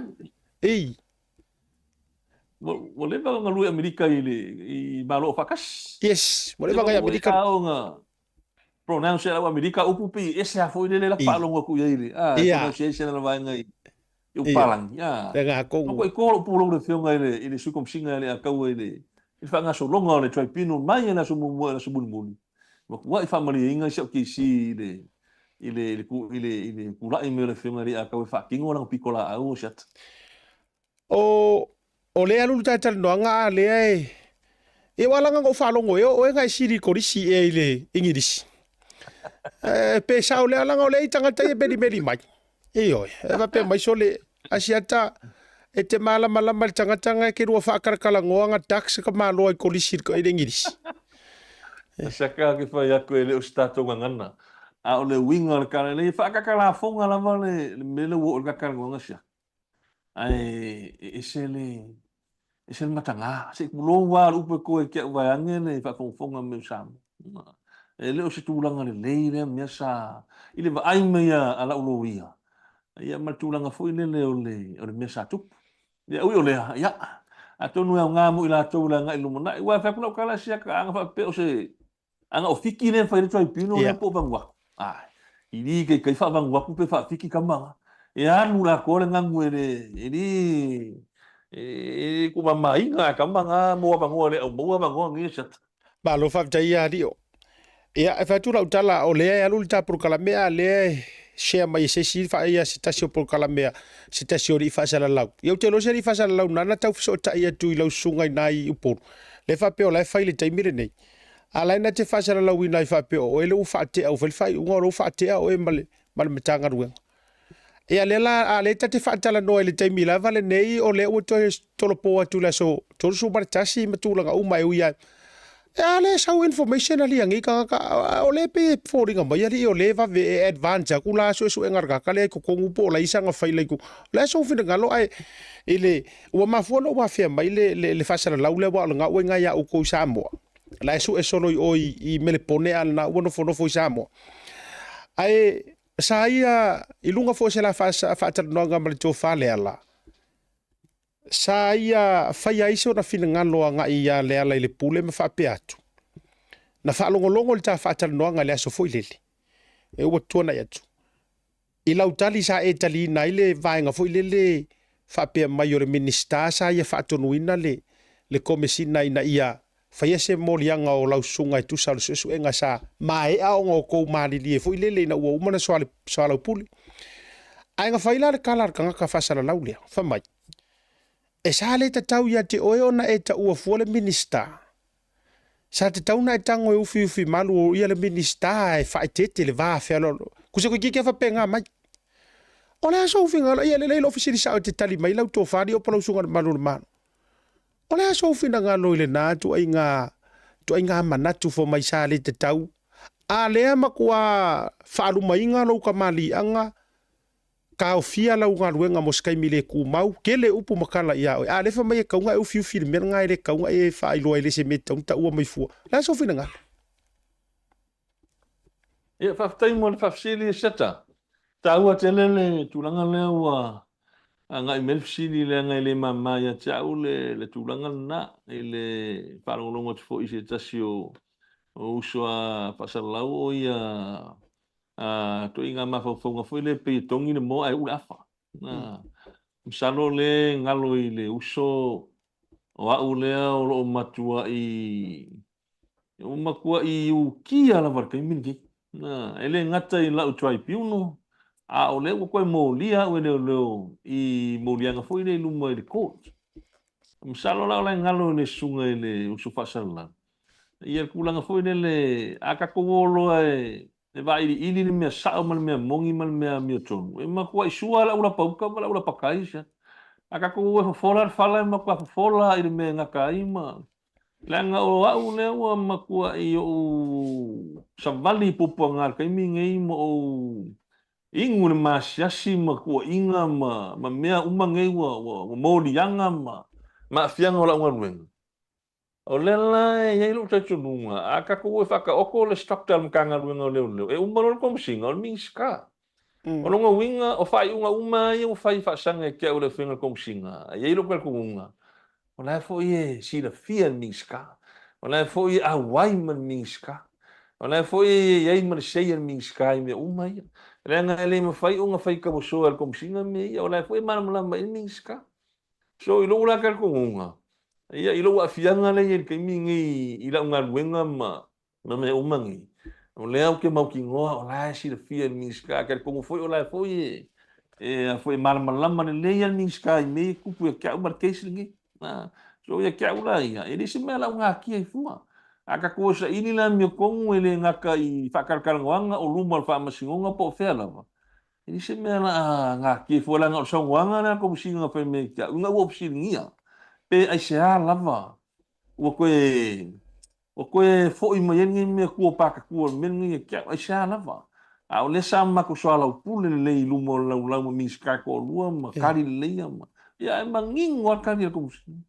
E malie ia lau sunga ene. E kai reo ne. O whakongunga men miska. Ia o lela nga o forosia I luma vaenga ia e le se mea lau ngā kia I fua. Le nga kaunga whaahani ne kaunga o whaari. Le nga o le o au kankale a pia. O au le makua I a fia I le mka upungi le ngaka I le tribunal I molianga whaaloko I whan. Ia o le o koe ane au I kai whamsingonga o so ngaku la whongo. So ia kia una ia, pe o whaiaka. E se mea lau ngā kia I fua mea kaunga whaari. Le nga o le mea mongia le nga whaari, le nga saungua me le whima komsi. E li la se mea lau fufia I fua. Le nga o le kau kia o sa ili la mea kongu man mea sao man mea mongi. E lo unga te tununga siata ma lo unga whaaloa. A o le sui whasala lau leo le uso. E o whaalua nga mga o maisa manoe matitata no ai. Ma e a fuit whamasinunga na so ngafi o sa wali mai whafamal pot whamasino. Ia o lai e tua malanga me poeata ma. Ia karusanga mai fue kia usa manoe ma us whatata noanga. Ia sa kali kari whaingofia. Ia kakia mai se uma malaua. A o lo uia kalkonga. E whainga kaya o kalia sa whakakalonga ma. Ia o a peira o tūranga le pe whai wa inisi o le o text mai o lai whai whakakalonga pe o whamalo loa. Ia o whaukala I. Ia o le ua whakalanga sa o ka pokalameni. Ia ese whakalanga I o whasala. Al mea moni na ele whai whaionga. O le nga kue whai na soa ngafi. Ia leo koe korpo la stosu markasi o masinga ngi. Se ia mai mumus whai unga sususia. Se makir kilo iai o nga whakua. Mana nga whalolo siata. Malo whaftai. I le whaatala noanga lava lea. Sa whai ai fwoi ma whamatala ai e limongi. E whai pule. O whale ata. Se tala e ta uailo suafa o le ala leo whaafsiris whaamaunianga. Sa ia sauno ai whaapea. Sa whaile mako kofe o se matou lancho o something se kasi o whale ainga. Ia ai le taimi tonu ale na pei whato a tupu ai le whaamalolonga le tu maule o lausunga. Ia ai laku ai loa ma le kofa ia li o ia luatua lea pala o le tele I o le mautala ma le ngasu a le winga o te fia pipi isa o ai le matole. Su isa o le matole niu. Whapea na ia wala au atu loa lai umailo patua ma whapea atu. Ia se mariu mai ia wiki whapea ngā o le ama le a nge ia mea o. Ma ia fisili atu ai a te oe le tūlanga o le whaamoe lea I le keisi le nei ma le vāinga whapena. Ai whamaila lana tala I lunga o le porokalame a le foi a toi ina I Samoa. Whapea mai. Ia mangingo I or kala kakalo li ong whai mai la foi mori mau ia ngai vāinga mako a ai le ngaso. Ngā ua fisili a kuai kulanga o le keisi lea ma mea uma lea ma mori mau Sam. Whasanga ia kia ai whamaila tala li o. Lausunga lea la. Ele ai ma se mea loka I fua oe I le keisi lea. Ma o le keisi lea. Ele ai lava ma se mea ongo loka I fua oe. Le lana ia tangoloa tau tangata ia e muri ma whape mai. Ia. O le ngala la ngai loa le ia li. O ke minga au ke le ale wo ke ingei mea po angei mea wo koe o le mela na e whai mai o mea whawhau mea ia. E se whamonianga o menei na saunoa ia lea whaipule. Ia whaftai mo le whafsile siata. Ia whaftai sa sen mai fo I se tasi o ue te au whaltata noanga na. Sa au whalongolongo fo ia I le saunoanga fo ia lea fo I tamali ia po le sui pai pure fo I le tūmalo whaleata. Ia e sa au mafkau I le whalekofe le ina I le sap. Le I tu yuta o le sap. O ke usu kaerunga ia fu umala whakau e mosinga ki. Ia ngai sa whai me ma pe ko lua e la ua ngai ngumelang. Ia ula kua le ua ngai e whai la u. Na uipu kofe ia hai wala watu ia le sunga tofi ia po le sunga fo ia le pule. Ia wha malo kwa. Ia wha malo me fo le ia ima. Pea leo la uipu kofe ma. Ia o sa wali mela ia le u whakalo fo ia ima. Ia ke ia le ua wha merkala ale sunga do. Ia o a whea kisau I roka kwa ika. A whele la loka ia. E pawanga siria ale sunga le tofi fo ima. Ia ngau fai pule ona ukau. Ia na foi me la sa ngua penga, a fe ngau umang sa ngua ku kom singa ke lo afi, ora me ke pole. Ia pa ngala kari foi. A fe ngau umang sa ngua kom singa ya o ke lo afi, ora me ke pole, ngau umang sa ngua kom singa. Ia pa ngala kari pe ngo fiang ku ia. Ai ngau umang nga fai lang fakar nga foi le nga on e mai, nang fa me ngala kar ngua mal kom singa. Nang fa me fa kom singa ya ia. Ele ia ma se me wa afi ngai. Ah, ia ngala ko kali ia ilanga. Ilang fakakangonga nga le nga ia ripokia bella felo inga mal kom singa. Ia pi fa penga se langonga ele fakang makau fo ini. Ia ko silfia foi se ka ko kungu ia vai inga fo se kamari. Fa penga va veran kan mo foi le ma. Fa le angang le ma wa yang le ma le ia ini ese manga kue. Ele ele fa maungia na tulang ele sa ukala fa penga nga foi ia. Pawala kana foi ia na bela ko sa mo benga nga mo mga sa mo mo fa kom singa e ke le wa fiem ka upung ia kali ora kan fengo fiem na ku ia Malo, faftai li ioi. Faftai o leo fafonga le tunu umalanga e moni le saunoanga. Faftai o leo ofisiri sao tulava. Ai o le tele o taimi e sawele le faipule lea tulo wapa ia o le tu malo fleata. E sau sa taimi e sau e faiana faatalitanoanga. O le pa uma walalo fo leo se taritonu inga o tangata nu o Samoa. I le tu inga tangata fa pe vea mataitai. Ma maka mai har kai minga. I le amakanga o ia tinainga makulanga uma. Sau sem matulanga le mori maulia. E mafuana o ia tualanga, to be honest, o tele o fatu fo se tu fa pe o ke fai ku au. O awaia. A fisiri sao ai lo loko. O le matuale ai au se vai alanga ele make sense ya jau anatala. Aina musu e saulunga o mawhaatatanoanga. O le asoa nga musu ai e saulunga no ulu ia ai e sauma ke whaakarkalangoa. Ina ua uma Samuelu. Ai ioe mai, ai muli e meli mai fa mai. E malie u whaakulanga lo ia e le mwhainko e alu ilunga o me whapea langa ua. O le ua po ke le maka upu ma. Ai muli ange alu ia le la ua soose kua inga. Wa le loala. Wa lava ale na. E tau mai a tea ue le stangata sa o pelo.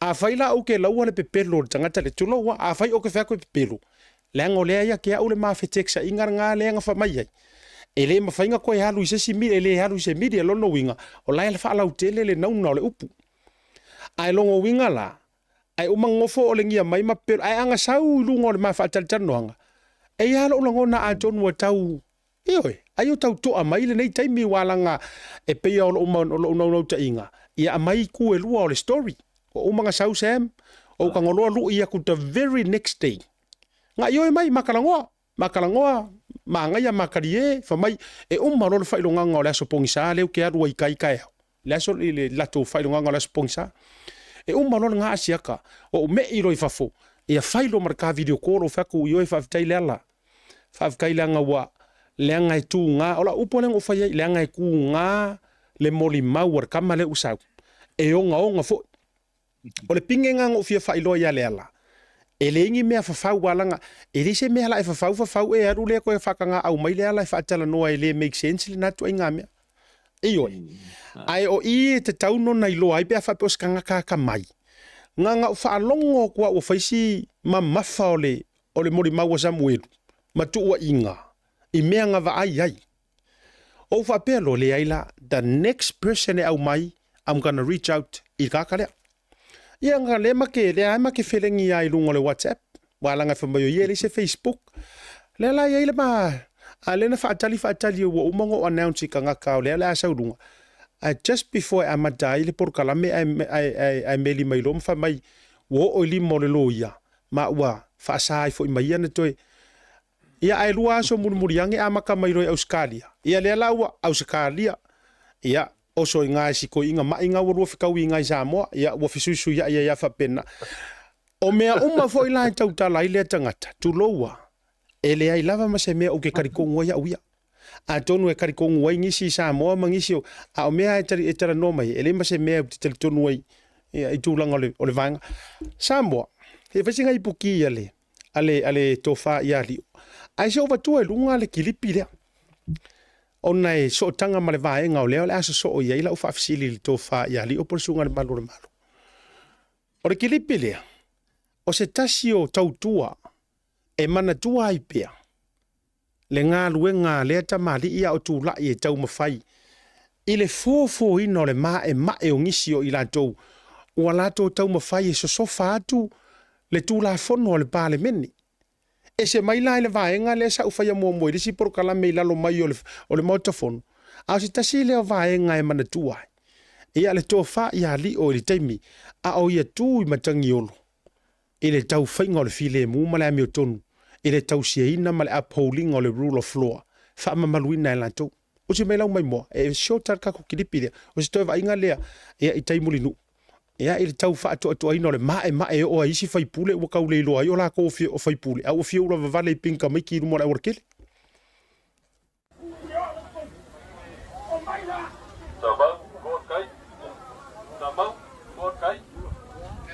Kako sisila le kua ka au ngai ta mole kako sisila le kua male kako ta gaina e mongi o lo ele ngai ia la nga le fa kingo ia kiu kiu malu malo pui ngo sa mo mo sa le mu sa ma lo fa mai sa ma foi le ka kala ku lo fa mai ka va ngofo ia o ma ko fa nga u pe ko sa ngo ale mai ma ngai me ngai ia sa ma lo o luang ia so lo puinga sa mau ro mai apo ia mongi o mako ngi o ko walo fa ngau ia mai lo ko fa ko kwanga sa mau ia ka ko ngai o lo ngalu ele ngao le ri ka ngai ia dia mai ia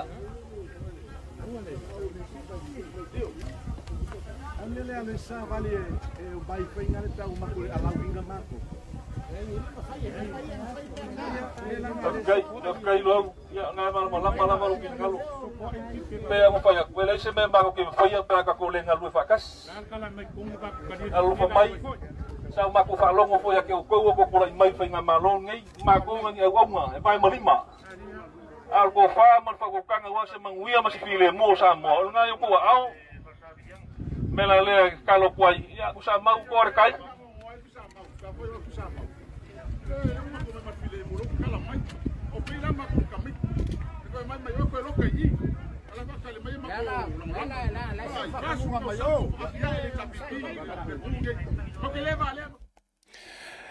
O e te lere kilipi aen o manatu na o sine toe wha tepa o no tātou taimi fo. Lau tō whalio. Ele ile vana mai a lau zau noa ngā wha matala i tūlanga o lau loto le ngā luenga. E pele ia oe o lau fatu le ngā luenga. Walavala lea e whai mapine wha mau le mai mo antu o le antunu. O lau loto antoa e le o le pui puinga. O le tamali anga mamalu o le ngā ruenga e ala i le tūla fono.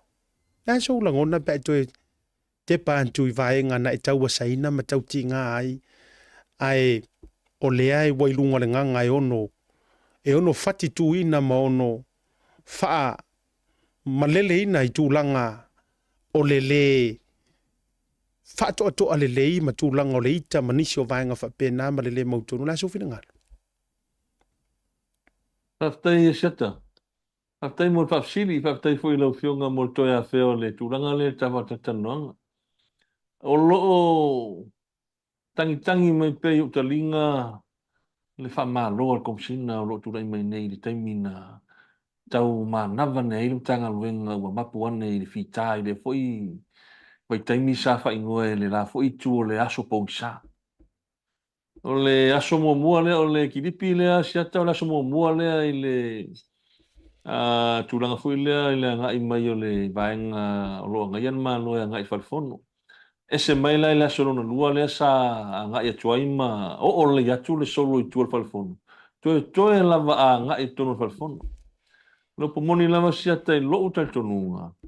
Ia o le tūranga sa o tau ma fai malosi ai. Ana le malosi le unai le asorona lua lea na a ngai mai ai ia le tai le tua ngai ma la fo i tua ngai ma falfono wa le mena tupu ia i le asorona lua le sa ngai me tua falfono. Wala so mo le seta. Aso mo le ala asorona lua. Le ia le si Filipina le na ngai me tua falfono. Ia wana ngai mai ai sa ile checkpoint le sa fatino i lumo falfono i le altel. Ia ina wa ngai mai la tau tai au. Ia sap siningi leo leo. Ia e whai mai a ngai tai TV e fo e poe la tau pokalam e pete iani. Oi. Ia wa upu seina le tiu te leo le tai au. Ele ia ngai TV sa ngai tua falfono tau whai a ngai le fono ni meo lo usuia le fono le penga malo. Ia peo tūlanga na siata wa ngai ia se whamtalanga. Ona o leo o te tonu lava o malo o te tonunga. O leo wa peri tu ina mais fai unga le fiunga komsina ia tau te min nei i le tribunal ma murianga ia wa found guilty. Wa yeilo te tonunga. Wa leva na make up ma photo machine o le fiunga komsina. E fa malo loa. Ma o sauni fo ia o prepare for the worst. O loa fo ia tu langa fai unga le wa leva o fia tu ina mai. O le fa malo loa o mai la ngan wena. O le winga la o whaptalanga siata whaftai lewa e tu au mai tūlanga i o tau tua fo i mal au nanga i tonu tanga luen. Wa atu wa le sao i le aso lea sa lungala loa. O sesio la tau sa tau ona tu la i e tari foi tau atu i te tai le tua ngai man la foi tu. Sesio la tau wa e tupur melea o lea wa malolo ia le sa aviam komsina o fa mavai e po malolo ia le sunga fo ia iken kar fo avai lili temila le o le sa acting ia le sunga ia au pa au po le o aviam komsina temile ia lo tu mau pe komsina lang su komsina lo ia ia pa li Mona Lisa mal vainga o lo la tu nunga le aso le o sesio la to le sa o mia tu langa ia lunga le executive sa tau tu la temi ton wala Pea upo na tunu o siata a o loi na ngā lua ma luka ngā te wha. Ia e mo mia tau tai ia wa o sesio la tu. A tu langa le sa o tu la ia i whaatino le tau tua mele o nanga i te atu le tua ngai. E ilu te tununga siata o ni la ei mo i la tu. O la ei mo leo lo tu la i mai nei komsina. Ma sui komsina ma pulenga lo i te mine. A wa ana whaapele ma losi la unai ma te atu le tu la ai Saufia i tonu falfono i nātou. E mau tino ari liu mai palamia o lo i ni ma whainga malo fa malo lo ma komsina man pule. O le mea moni nasa. Ana whaapea e sao i te le tua ngai ma i nātou nei tonu falfono. Mo feio i reo leo. Feio. Ia e sao whaapea o le ao lātou talia sa unga ruenga sa whaatino. La ei mo i nātou. Wa ana whaapea na uru fale le tua ngai tonu falfono. Ia o te mea nai ngama fongo o kapeneta pa malolo mar pule. Lenga o mission na leo tai au le sa nga ia tuan. Pui whainga malo. Ia ua ni whala la veina fo tanga leo au sui. Te le tua ngai. Lenga o le umar tu inatu tu se fo ftalai. O pasir taimi tu inatu mai fela tu fatau tonga. Ai o la tu te ena. Ia o le la sa tau mo fai. Ia na sa tau sisira iai. Mai al te tai le tua ngai, so ane sui te tai tua le motofono. Mai ia o le sunga ia le pule, ia o le sui mai maunga ia sura manai ia mai a sura manai ia le vai mai ia o le fusko akasi kwa ia le unga vai foi mo fakau va. Ia e fa pena se ngona seta. Le o mo tino te minei ia fufanga le wanga i mecha. Le lava o makua i va kar kuringa va o le wa makua i maka ika ia le fiunga komsina ma wo ka ko fai una le la sauni mai ai pe wa ko fa ke pa i me sa ku ia pe wa fa pe na se ngona pe wa ngalo a fi so no va o tu langa fo yo le me sa ta fa ia wa pe no fa ia a fa pe sa to no le tuanga ia wa maki ngo malo lo uma o fe yo le le wo le fa no la tu pui fa nga malo i te mine pen sa fito ia pe la tu langa na le o yelo ia mana tu te mine siata le o ta pena e moltu ina mais fa unga le finga komsina i molianga ia wa ai na paula o famtalanga fa lo to tele ia ma langa o le wa nginga i lunga o pena fa ilangi le tele ma le felanga no e tu singa e winga i la tribunal Au ala u talo ma fa malu au i nei tatu sapona. E le o le muta anga le o le tatu puta upolo fa anga solo nei. Pe ono fa ya o le tribunal lava ia charter komsina, Sofia komsina le pano Iai mal komsina e fai komsina fai ono no wing. E matua I ele ai se malu si anga foi le fai ngata on fa fetu ai malu si anga ne o komsina te mine. Le pau ne o miel komsina I lano tu la fono. Le pe no fam tala ta tala no mo le tribunal. O ia fai mo lianga, o ia foi fai unga, o ia foi to fiel ben ono no wing. O vai nga mala vai sa fatino I tono lo to fane fa mesidonga ne fa lo to fane neu. Ia e piano fa to siata. O leo ai fatino ma e fa tu langa foi le fa lo ngia. Ei. Wa pe yo kulanga foi mo foi ka longa voi le awan man sam mal o blacks. E ku fua ko mo malai mo foi in. Ka ke alu mo fa kingo mo lo ka ko ia e ka ke lo ar ka unga. Ia ole anga ku pola makanga, ole anga fa ke au la makanga le fa ia le tribunal. Pela tulangan na set e va tu sfalo tu telefone le ma ina tato saporas ma le o le ma te fatali le se tu na mais fai mo tu sia ia o te msal foi e seta e mo se taimi o la ulo ia mo se fatal tan no wala anga ina lumana io le on ta upun nei ai e le o mo no alto fasa ili mal fina un ta upun nei se le fo sta pena pe no fai atu o prepare for the worst o le arme o ye le o ngal men ia ela foi un tau mai lo tal no ma tau tal malia tu nei me te no fuma lenga o lo te lalo te inga kom sina mal pu lenga te ni o fa tali o la te me tu ina mai e se fai unga fa mutala o na o te lo for te minga a makarkala mai me ki mo fuma o shata lo pu moni na ele o stulanga foi le e mane ai pe o te fa mata wa ai o le lava fai lava lungo o fa ta I male ai o ai tu la ngai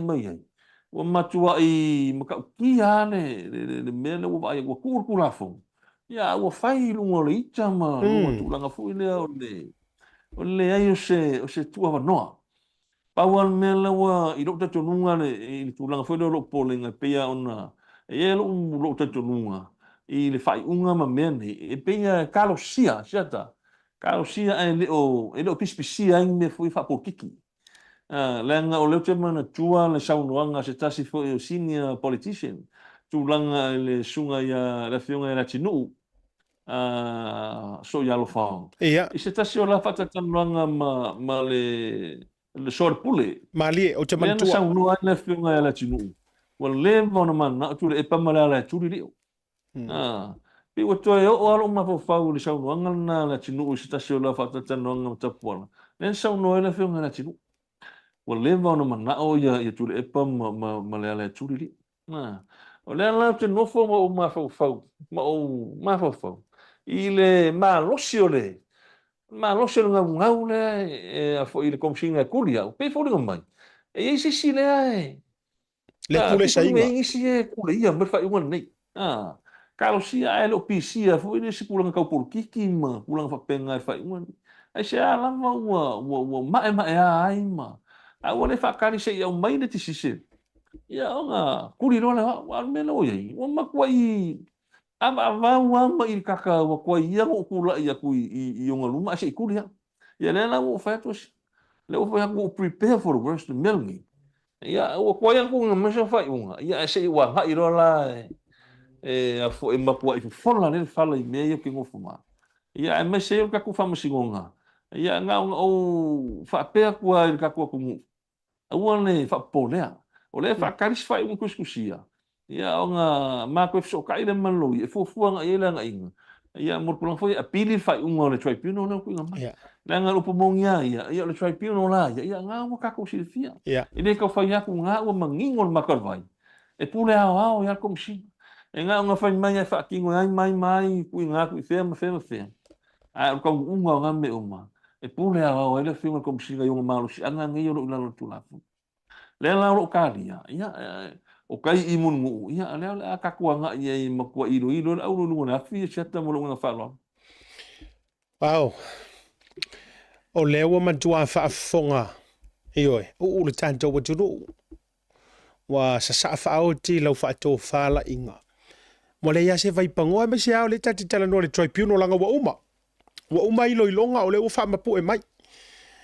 Ai e moni lau sau noanga. Ante loa lo nofo mo uva vai atu I le ata le asa le video le na mai lunga. Ke loa makua o kia lo uloto fo ile lo mafaufaunga leanga i lau saunoanga lena e saunoa nei. Kusa ua e whaia se osi ngā kaulanga. E se fei ngai le komesinga, sui komesinga lango, ma ila ko uma, sai lunga o le vangu o le aka o le oki. Le ale winga o le whametalanga. O le test mua le ale whai ngā malo, e su e kongu ai le kou loyalty. O le test kongu le ale pale mengi, e fonga whika lai, e su e ai, po o ai kongu ka ngaka wa switch o le winga o kala, la e le fa pe fast pe HRPP, a lai whai sa o ngā laku e kiuke, makaukua le government of the day. Eoi, kusa o le test o isa oa, o mafau le au kaua, a kikionga fo ilele. Kusa ngā makua su elelei I, po o ai sa o are kangaka, e alofa mongi ma wha maongi. Leanga I le mato moli mau ma le mato vai ma mau atu ya so ya o mankua e live mai lava li o tūlanga I Samoa. E le mato watu. O le ke leo le au whea alo whai, kuloua, o le te leo le au wha fōringa. O le ke leo topa job fo ye, o le ke leo le au wha fōringa sa iai. La wheatu mua lau tala tele na tere alo fia se mea matulanga whapena. O le au amaka lango ke manga kua le fto wha ia o pau longo tino Filipo. I le teimi le na sava vali mai iai escort mai le whailau kusi o le pale mengi. I le kausu e ngore ki e kakala ai le whale lea kakala. A o le mea malie wo maua ufa maunga. O maua le fute fatula utala langa la songa finga whaila ukala lea. E kauru mei e luatu ai runga o le proklame nei langa ile information maka ukia ngo maua mai nai le vaenga na ai mai se foi. O le mea sa kupuru mauka o le ao mamalu o le malo. E le kaimi leanga koe sui whakupikope ai le malenga. E maka ukia meanga. Ai foi mai la I le vaenga wala. Iona mafuana o manao e vatu le tala lea au whaafafonga lea tunu. Leanga e whaaka uar kau ki ngā or ka ngaka ilang kau kua sa whai. Ai na iai ni leo na mori mau mai. Lea sa kuku e lio le whale le pale menge I le aso lea. Mana tua sa kad umai leo wau te roe te whamaunia la utara lea. E maua mai le video. Lai kad uma mai e leo le whale fo le ai malu le malo la ngai ka koe ke lea or ka kailoa ala la au. E foi nai leo lai lau te loa le lei e kakaunga ngā au ngā whainga malo makaria whainga malo kula yaku. Ai mumusu e ka ngana la ngai kuri ai. E ai la le malo na mawhiso tai maia. Fo mai asiaka. O ke kilo ku whape ngei ko kongor mau ka fongo. Lai wheko lofi mai le official fongo. Kenge makama whainga ruenga le fongo. Lai wheko lofi mai ko kongo e whapipi mai la ko sign fo inga e lai lokar whare fongo. A lai wheko lofi mai ko kongo le whare fongo. Lai maka e whawhewhenga oi ko kongo le whare fongo. Eioi. Ia, na au whape na atu. E ke le story le anga ngasau le story la vea I marangofonga lai fai kia grandma lai fai le la ko ngofonga ma se kasi ia nga ufatata ai te tala mea ia kai mi foi ka ko e fa karia kai mi o le ri e wa ia kwai le anga o le mafu anga o la utala le fiafile nei lau to fali o e iai seniors police lai ko kongo makanga ruenga kai mi ngei lau te au fatasi ma o e le suenga o le memoni. Pauan mea lai whakarikari ai. O le sailinga o se kāwika. Pauan mea lea whakarikari ai. A or ka pua inga fo ia Samoa. A whaifo whafonga mai o tau e maru le malo. Le ko ke loa le leile mea le kalangoa kua. Ko ke sila fia le leile mea sao. O lea whaakali isa la elu se kāwika. O le whaakali se kāwika, ea, e le ale waieri ka ku kāwika. Ai mo mia langi kāwika se ke le a. Le ale wingo le natala, e toa mawhairi mea sao. Ioi, mo o mia e kou ke o mai e kuku whaakasi. E kaua wa mea wha moe lea po lea. Langa la mai mau ka kou leo le lei. La mai mau tātou leo le lei. Le kili, le tau mawhai wha pēnei e tau ailalo le pasi. Kulanga o ngangana wha Britania. Slang fa Britania. La mai mau tātou tangata wha maoni. Ia wako sila la sa moe koe wha fo ila ukala lea. Kasi ar kanga kau whai o si kaulanga. Langa makua o akua le HRPP o atu e pau aku. Mau aku ilalo mai ar wha vai o le whare fongo. Ia le la fatua o lo ya o le information o le aso le nei. O le fako lo ngai liu. Wanga fesili lo mafofau. Fa nga sao ko o ila lo ele fa vai o le fa le fongo a lena sau le memo fo ile le fa linga le fongo fe kalai. O le space a ko a le ia le fa le fongo i luma mai ele kakaunga trespassa. Ai e mo enga le ka muri isi live o ku ila lo mai le fa vai nga fesili lo mafofau. Ai se awo ko ia fe leo isa vela ko checkpoint. Ala le wa kadia le wa sa ngoi le fe finga. Fo ulo le information le. O lena fa mai o se ipu ele la do. Ka ko vai la ka ko. Wa ka ko vai ka ko de maku ku ka ka ka ole. Tau ole ina ia ngausia lava le tu la fono. E ka ole ina ia ka mo fai nga ngawa. Ia le fa ko ngunga fonga fika laila wa mai ele ko e kolosia ku se sim fa la vela fongo. Ia le la fa mai o e pu engi la ko fa karkalangoanga a le wo mo ku le o ikaile ile tu e people TV ai ku ko e left turning nga ile ai avea i lo o mo si kaulanga inga e ke fa alava e ke kau mafai wai ko e o seanga sao ku kongu anga sao ku kongu e wa tn uma le ka la ko ia le wa ka fili sa ngor ke mingi wa tn uma awa anga sao ku kongu o le upu mongi ma le upu kau kingo di o lungor ka whakarangoanga le whaikau fia afe ma afe o ka ngaka ia mai mo mai. You are fail. Wa fail lo moku. You are all failures. Pe anga sao le melea. Ae pe ika. E le ia le winga i le kua langa o lai le si leo e ola ma makau i le kua lai kua inga. And it happens to be o lausunga. Sa whaaloko ke le inga i lava oe. E ke fi ngau e puipuia le mamalu o le kula fongo ma le pāle mingi. Ia ale ala wa avea lea tūlanga laua lunga. Ia ma mea lea la ua makua e sa o aila e le se sela le sa ngā le fionga le minsta ia le tinu e le se sela. O i nganga makua maua lunga nga ngumera kasi ia ilo usuafa. O i nganga ngumera kasi ia ilo usuafa i le blacklist. Advaenga ale HRPP. O le la ua le whake a mai o le pito le la. A le pe ua tangia mai. Ia se malo si tu atu o nei mea uma. Wafu ai le pulu nau tele. O le komesina. Ia vave whai loa se whai unga ia te o le rei taimi. Utele lopo lo join mai le to fine ia lise. Ai le vatua le talia le fionga le tamaita ia lise lungo le tatu por kalami. Ia la fotua rio. Inisio vaenga e tawalunga i lau sau noanga ia ona whawhiloa i leo le tofine ia lise wa fo se tatu tala oto. Masina reporti fo i ole maa au fo i ole mamalo tiro le turu langa o le por kalami nei. Sa whaatala ulai. Ia awa fo i lo tau walo fatulai. Wa kou whaafonga e mo o mia le o atu o kako cases.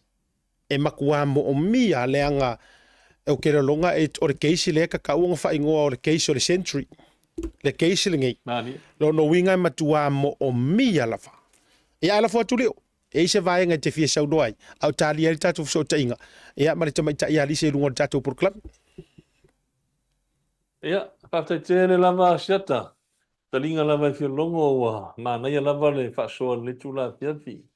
Ia pangalea, ia manu fo le tatou teimi, ia mesei o le tatou por kalame. Au talia le tua fine fo ia lise mo sina, taiwa o sina whaamana malamanga titi au tūlanga fo leo le whaamaunga fo ia mesei o le au whainga o le tūlanga o ia le ma au fo i malami miusia, ia o le au mafola ma le lima fo ai fo i o pa ia manu malu si o tatou tunu e le ngata samone. Ia tunu i fafo e le folo mole ina le tūlanga o le mea lofa e mesei o le tele o le anga le leina wā ma le lofa tūlai o si o tatou tunu. Ai mai se lava e whaapito au ngafa lava se whaaptalanga. I loo tupa ia ma loo tupa malu, ta mā, o tina, o uso, tua whaafine, o alo foi ma whanau, o nofo a whaafeangainga. So se tasi lava. E Samoa nei e mese tunu i whafo, whamarunu atu. Ina nei le avea malape o se tautalanga, o le ale o ai tūlanga fui o le tūlanga fui le o le whailoa o tō suafa. O na iei nisi na wala au mai. Whaao mai ia lofa moripo ma tūlanga fui so soani tau se leni. Ai leo mana o e whailoa la tō suafa. Ai o loo sila fia le atua ia loo tō wangane lei. Ia ma la o tō maa o leo wa tongi e walta tō wha muen. O te wha leo tō i lava le nganga whaftai tele. O lea ua uma na forsia i numa mea leanga o tustu singa ia lea o te wa aia tua i lau vaenga fo ie wha ingoa le pola i motu tua. Pe mai le ini keisi, le oon keisi. Mai mautou tupe, o le ma le le kele o ngimu la fonga. Ia o lewa mai o na wha iloa i luma o le wha masinonga i lea soana nafi. Ma mafuanga na le ua o te fitu na ia le aso e fofonga i nai wha masinonga nei. O nei fofua i le noa mai o tātou keisi e tō tonu. Tūlanga na mo le sira fia mo le nofo mauti noa. Tō tonu o tātou keisi le o tā pena mai. Mo o tātou wha masinonga nei. Al mea la lea mo le toi le nganga whaftai tere lava. Le ngata i lo tō ma awe ala i se leni o lo tuina mai a wale tongi ino o tātou lo ia. Ia o lo whaanga fo ia wala au mai ma moli mai o la o tō talo. Ana pongi ma tau sanga e wha e lumo le atua wha moe. Ia, tātou la walana. O te talo fo le nā, pa iai man ma malu o se tātou atu nuu. Wha mole mātou te mo o mia la o tō fisosoani. Tātou te tū whātasi. Aua tātou te whaavaiwai. O le teimi lama tātou te whaavaiwai ei. O le teimi fo nai, lata ma i mos wa i e tātou e ni o langi. Ai, te talo atu, tūlanga le tribunal, ia awana i whaavaivaia la o tūlanga langu. Peia ono whai atu, tribunal lava ia, control uma komishina i una maro sianga. Leo la tātou wanga i atu, i le malai tele i le mea o iai ia le whaamasinonga i munu nuu. O lo iai ia whaamasino, o mai anu tō fia le atua e whaatino na luenga whaamasino, ia. A vel tātou, a maila o tō lango, mātou te mo mia la o tō sasang. Ia tātou tū whaatas, a wālava le tātou sa i ngā mālo ina ia. A vea pesa mō se atu nuu e, file mū ma se atu nuu e, whaavai le tua. Ia o lau talo nā, marita ele le loto, pa leo atu le nganga whaapatai tere lava i lo tō mā au mo lo tō minusia. Ia le serin pa ia o tō foai. Ai o te talo, ia le fu whanongongo atu i nisi o mawhtanga foi, tono New Zealand ma Australia ua amata mea nisi foi o tamali o tupu foi mai o la tunu a wa lava le pa ma popoino sa ilinga se le ni mor fa moe ia moni atu le nganga fa te tele o te talo ma to por fala ulan muni lama ma to tapo ia ia uli masao mo ia o manu me uma fa moe uma al fa moe o le o te pena mo New Zealand ia fa pe te ua mo se la siata ia o lo la tatu wheloa i nā i lea so valo iuni leo o wha moe leo wha longo atu o lo o tā pena i wha moe lea ai mai le nei ia tia une tu la fiafi siata wha leo atu le nganga whaftai lau fionga ia ele selu atu ia we masani o whaiva whaftai mo pokalame matang o fie whaftai foi o mauso o manoa le tu la fiafi ia wa lava le longo puia lii ia ma update foi ia ngai kaku saporas ia mus foi o nei ainga ia tūlanga lo ta oto ai le anga inga mal fa nga solonga o tatu fa masinong ai tatu te flonga nai pea tatu te sota i ma flonga nai lava i tūlanga le anga inga o tatu ta o polas froile nei le tūlanga se pulu i tau ia leo le atu e fonga i nai ia le tatu ta o pu fa masinonga ia o le au tatu te flonga nai ia le pe mai al fa mo na froile ai manu ia tele no fa sausanga Samoa manu ia foi ia malolonga le fiafi ia fa te tele mo lo no siata ia so foi ia mai manuia malo whaatai tele lava i lau tō whali o lau talenga lea li o le tū. E iau whaalanginga wha mai e la sala whaia o soa le tamalo, ala whalafa fo i tūna o le liro mai awa. E tu ia pa ia fo i o le fio sa wha ma sa umalau le ti pou niu mo le wha sau. Ia, la tai fo i o le to o finao.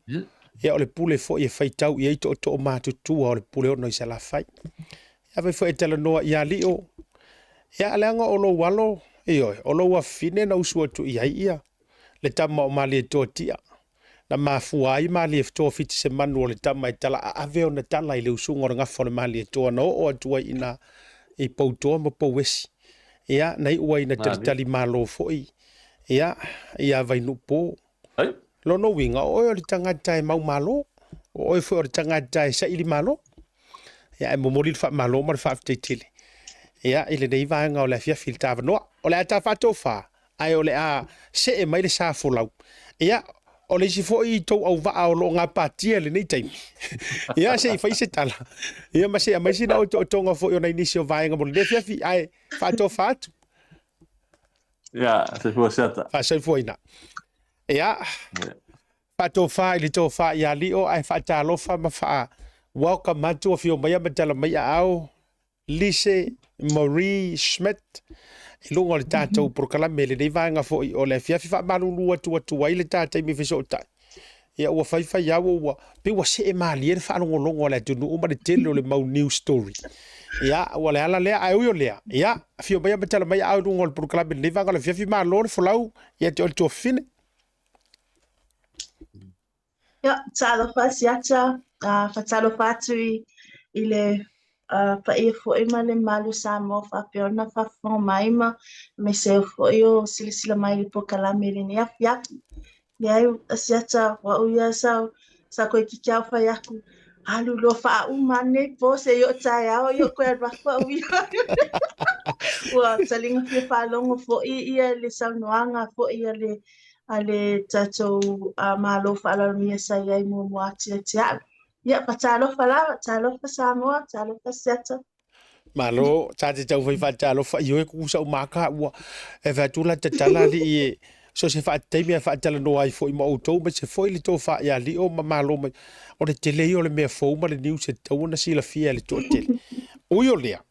Ia, o no le manu fo le tate mi ma o le vana e ia o ha mai le nei taimi ia o te lo le fo wa to e torpo sa e kau fa por pole anga ngafi o ka fe a ngi ulo ngo fo sa e fa por pole anga ngafi fa pela tintin le ka lo ngafi ia po ala to tu na safaraile Ia, Vanessa na ala fiona siata.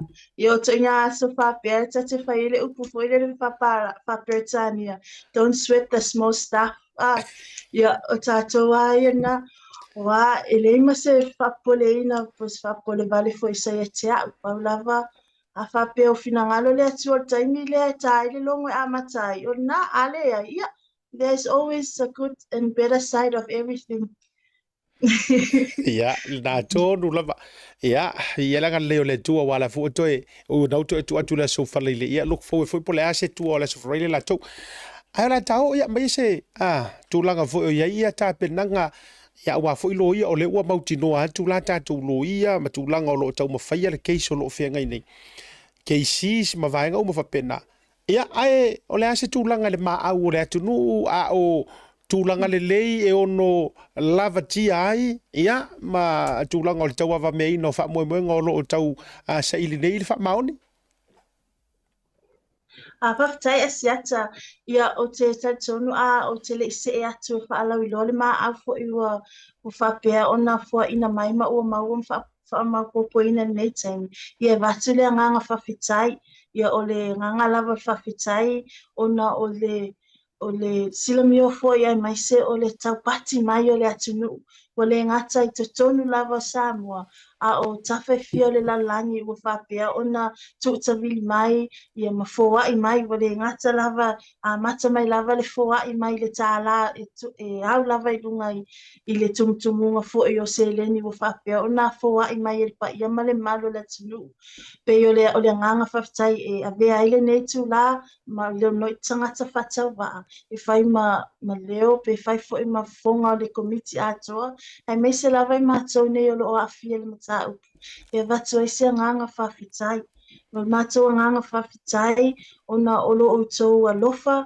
i wale ngata le foa i a o talo sanga mo lia asiata o le langona lo ia matou o fe autus tu sia e sau fatasi ma le lisiti o tupe e langona lava le fanga etia e langona fo ele malinga lo i mata ona o le taumawhai a le nao nisi whapea mai o le mātou te drive e tolu I tu lai drive ai anga I le me lafo to I le tupe ai sa mātou whalonglongo atu le pokalame asiata ia po o news mai Samoa pe o le nganga na o nisi e mamao ia o nisi fo I o nai tatou tamama tina matutua whapea mai ele masani mātou I le lafo atu whaafamole whailoa mai po fele au wala e ave iai ia o tuainga o le lofi le atu nuu e langona I lava lo mātou whatauwaa e langona I fo I lo mātou anganga o le amu ia fo amu ia le nei vai taimi ona o le tali mai fo ia le atu nuu mātou te tali tonu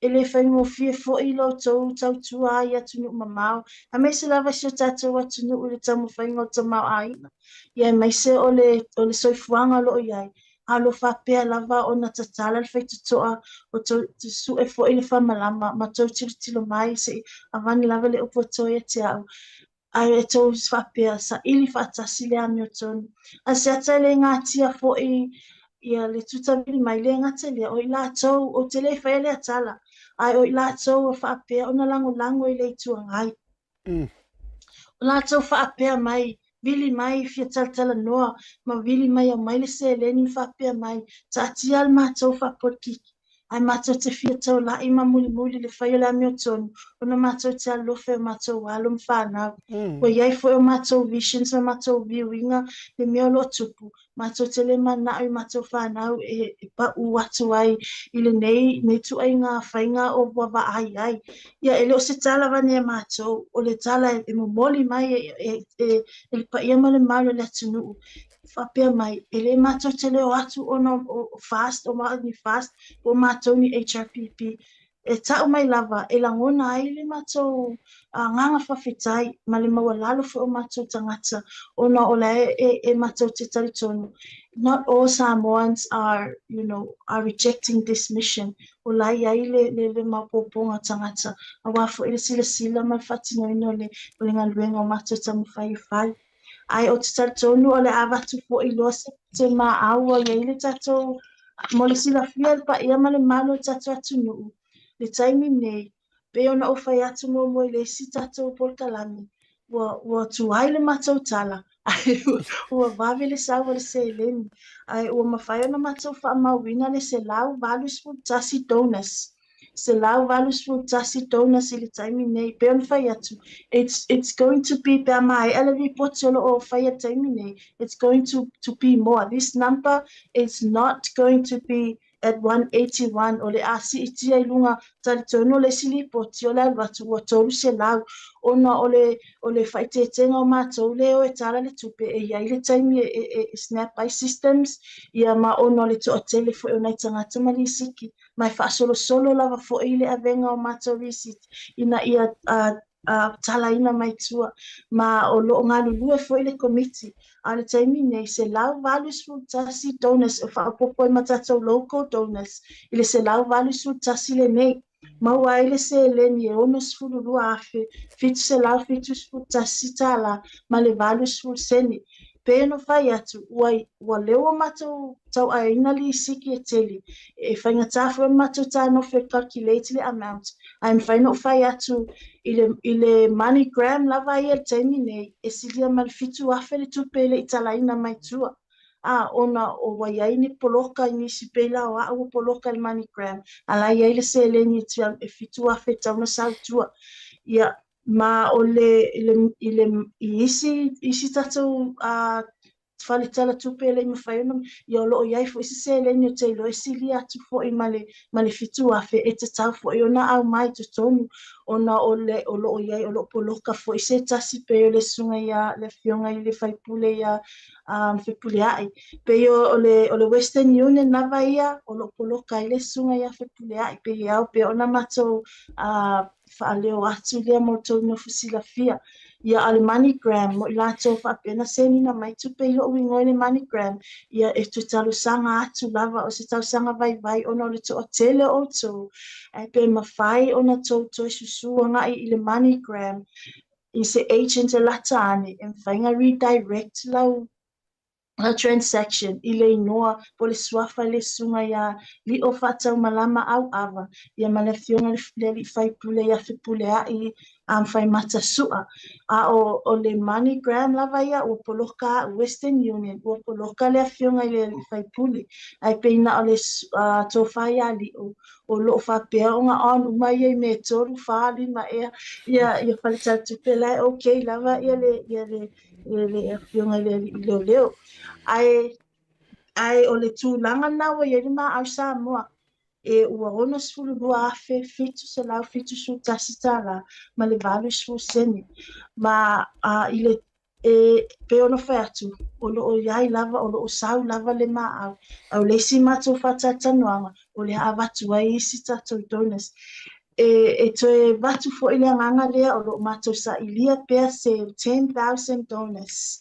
ai o le anganga whaftai o le matou te vai atu ia o le se lauwalu tasi tatou donors ai ua maua le tatou se leni ua mau i le nei se lauwalu tasi imagine if it's going to be 10,000 donors ia o le a whaapopoina ma maua mausia le se leni o loo matou tamo whai ai awale le kawa umai so whamanatu atu fo e tatou atu nuu o le sunga ia se masi vai iai le la KC ma la local lawyers o ma uma le fionga le whaipule o le ma KC ma le local lawyer whapea fo i le sunga ia li o whatau malama lana KC ma lana local lawyers ma a tatou local lawyers o la wia ia o le ngaluenga i le whapea o matou whai ato local ia ona o lea lala i nei ai tutusa le leile la to mai anga waa ma tatou KCs o la whapea ona o tuwa mai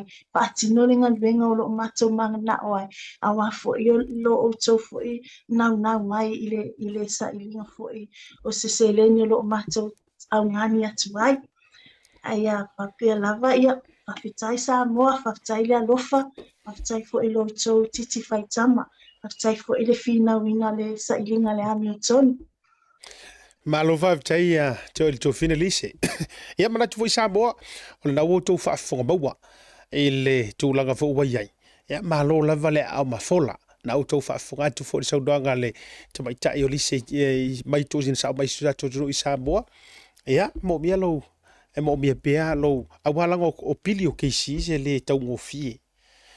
O le case fo i le nei. It's a case of the century. O se keise o loo involve vai tangata maualulunga, taualoa, ioe, whaakumukumunga, o hauma upu tātou te, o lai afia, i le teimi le nei le keise le lono winga, ia, ele o toe whaingofie ai, o le peo no vai atu tasi fo io, tamari i rungo le tātou pokalame, ia, o le tusi mai, o le lima whaatasi mai se avenga, ioe, ai whaaftei tele, fo i malolo tele, ia, na utou whaafonga atu, ia, tau vai lao i le ka umai ai. O le lono wingo le tele la vole au tonas, fo i le walaku le ngōrise. Le ua poloka i le ngōrise i ngā i le lono winga, i le tau wilo fo ia, o le tele o le tū pāwari. Tau mawhai ia, koe redivert o koe sui le balanga le waa. Koe... Te ale toi faule fa toi about turn le alor kama kule nga o ya di o fa tau malama Malaysia o vainga nai okay lava o le MoneyGram did you say nga okay ya o le MoneyGram le o le MoneyGram le poloka a le Western Union mai si fale le okay ia le nala ioi ia ai fa tau tuana ma utou ia fa titia fo ile heso fo ile le la kusen ko vidi mai ko ko avirisi mea marisi mea ia le na ma e tala no le lo to lua o le la alwe sen le tupi war to inga mea la le o le uma enga e ki fa ila unga ruenga ko pe ile ngorisi ai to vidi atu lo la mele le la alu ngai ai mo mi ai lo o ele alwe fa ile par kala fa kele a mare ngangu le la ia ona fa ngata lo le na avetina wa avetina ya me fa malama le please can we retransfer and all this ma wai lo inga makako ai atato ia ile wala sa o e mama nino la fola useleni ia i Samoa lise ia ta vai vatu leva no nei sau no nga fai ia wo ma foi la prokalame ile nei vanga fo yo le fiafi ia o okay me o mai ile tapenanga a le komiti Samoa e me se foi o le va maloia o e tatou locals lawyers o so longa le lei me uma e me se foi o le tūlanga tautonga o whatapenei no le case nei. Pasai asiata ia o te whia pa ia lava tūlanga lea I le mātou report po le mātou wāwhela I fo I ma mātou lo ia I nei. Ese le mānai, they always keep us on our toes. Ina ia mātou tamu whai fo ina ia mātou tau sisi pea I le tūla whono taimi nei. Ia matatala noa mai lava I whainga. Ai mai se lava o le tamu whai ia mātou alu ese mai I mea lava ina te I fo I ane ua tainania o nai whamatalanga o lai lava e watu malanganga mama ia alanga ua kele ale twist and turn ma le tuat le kaimini nei. So pe o mātou fo ia ngaluenga whai pea fo I manai mātou local lawyers po o la wia fo I o le ngaluenga whaalo ia nei. Ia o loo le lei ma le lei fo I tapen penanga ma tu fo I la mātou fo I lango I le latou ngaluenga. Ia ai e whaamoe mo fo I le mātou ngaluenga man mātou ngalue whatasi. Ia I le tala fo I le seleni e mātou te tuuina atu le latou ngaluenga. Ia ai mai se ai o le anganga whawhitai fo I a mātou. E le o mātou wa ai atu e le o whaamua I a mātou lo ia seleni. Lai whaamua fo I a latou le mātou tilo mai. Le latou sila mai. I le ngaluenga lo I le whaamua lo mātou tamu whai atu ai. Ia e moli e fo le nganga whawhitai nei a mātou lo ia le latou fo I pito la au whai pea. Ia ai le ngata le asiata o te ilola o te munuri nei. Ia ai o watu la o whawhitai I le komiti. Asiata o le taimi nei. E le aise se pala ai uma se I tulo tangata e so mai a mātou e whatino nei ngaluenga. Whapea nei te ua mōli atu ai ma lātou. Even though e le aise mea e awhia I fua lātou. But o le komiti o lo ngalulue e watu e lo whawhitai. O le ale ta ua lava I lātou. Ai o le anganga whawhitai. E le o mātou o lo whaatino lava ma le loto ma le loto mama whaatino fo I ma le whirsosoani mai. Tu mai fo I se tau au ina ia mātou alu ese mātou I le uine o seleni. Ai ia mātou tau sisi pea I le mātou ngaluenga man matamu whai ta pena le case. Ia ale taimi nei asiata pe o le watu e watu lo special dedication e nei Yeah. isi o tama o le aso e wa atu ailo na fitus fu tasi tau sanga ma o le ngosho tama ia o na ono filo I tu mua Jared Schmidt ia o te watu la o whamanianga ilo na asu whanau. Ia tama, ia whawhitai lo tau singa, whawhitai fo I mo le alofa ia mātou. Ia mai se fo I o lo talia ina o lo nei tangata. O no o nei fo I whainga ua o awaiai. Ia mai se lava I le nei, mai taimi whainga tā le savalinga. Ia o le tatalo lava ia whamania le atuai. Ia te oe, ia au te aloa whatele, ia te oe tama. Thank you so much for everything. Te le lopo la se mea la matou whai ele ne la langi pia na le ai oe. Ia, a whamania le atua. I lo o langa a me se fo ia mau pele soi fo la le tatu te o la pata se ne la langi le tu mau. Whawhitai lawa asiata mua le awa noa, whawhitai o mau fo ele nei taimi wha aru e tala noa tai Samoa e whawhitai atu ai I so tau alofa fo ai mo mātou. Thank you. Ia, whaafitai fo'i ati oe le tō whine le whaingo fie fo'i le tūlanga o le o ia ai ona oni tua inga, ia masati ai I le tūla whono, e le se mea whaingo fie. Ai walava lau se sangi wha manuao ma lau sangi fia. E whai loa mai ai le loto te lenga o lo ia te oe, me se fo'i o le komiti ma au tau o lo tua ia ma a fie le nei la fo'i ma ta upu. Ia o le mātou te taloa ma le mātou tutu ia malo fie. Ia ngale leia le tua e whaaloto te leina utou. O le toa te leo tangata lolofa e moni lau saunuanga ma o te fia wha mawina le anganga whaafitai. Inisio I lātou e le langolangoina tūlanga wha aporo kiki. Ai e langolangoina le suenga o le ame o tonu. Whaafikai ke lea. E le tau e te le tau saunuaina langa ua uwha maonia fo e fo I tangata leu te iloa ea. Ua lātou tō nei tatu. ai o te iloa o tangata e lango le HRPP. Ai mo mafua le lantou donations. It's not about FAST or HRPP. It's about justice for Tuau, justice for drugs i tonu o Samoa, also justice mo la auli ma olo i tau pulenga ma meina tu e fai. Justice mo o to uma. Lang o e koke link uma ia i le melea. Yeah, and how many corruptions for ngale things o hepe tonu so tatu o tunu. E fia ni tūlanga tau le talafia ngai ma le ele fa pe o tatu tau le pua malafo ia pai malafa ilanga i lengi mea fou. E ilo tatu nunga i le fako aku kupule o ngā mea. Wa leva mafia taimi o tutupu. Ai o le fato a mapu e ilunga i le taimi le nei.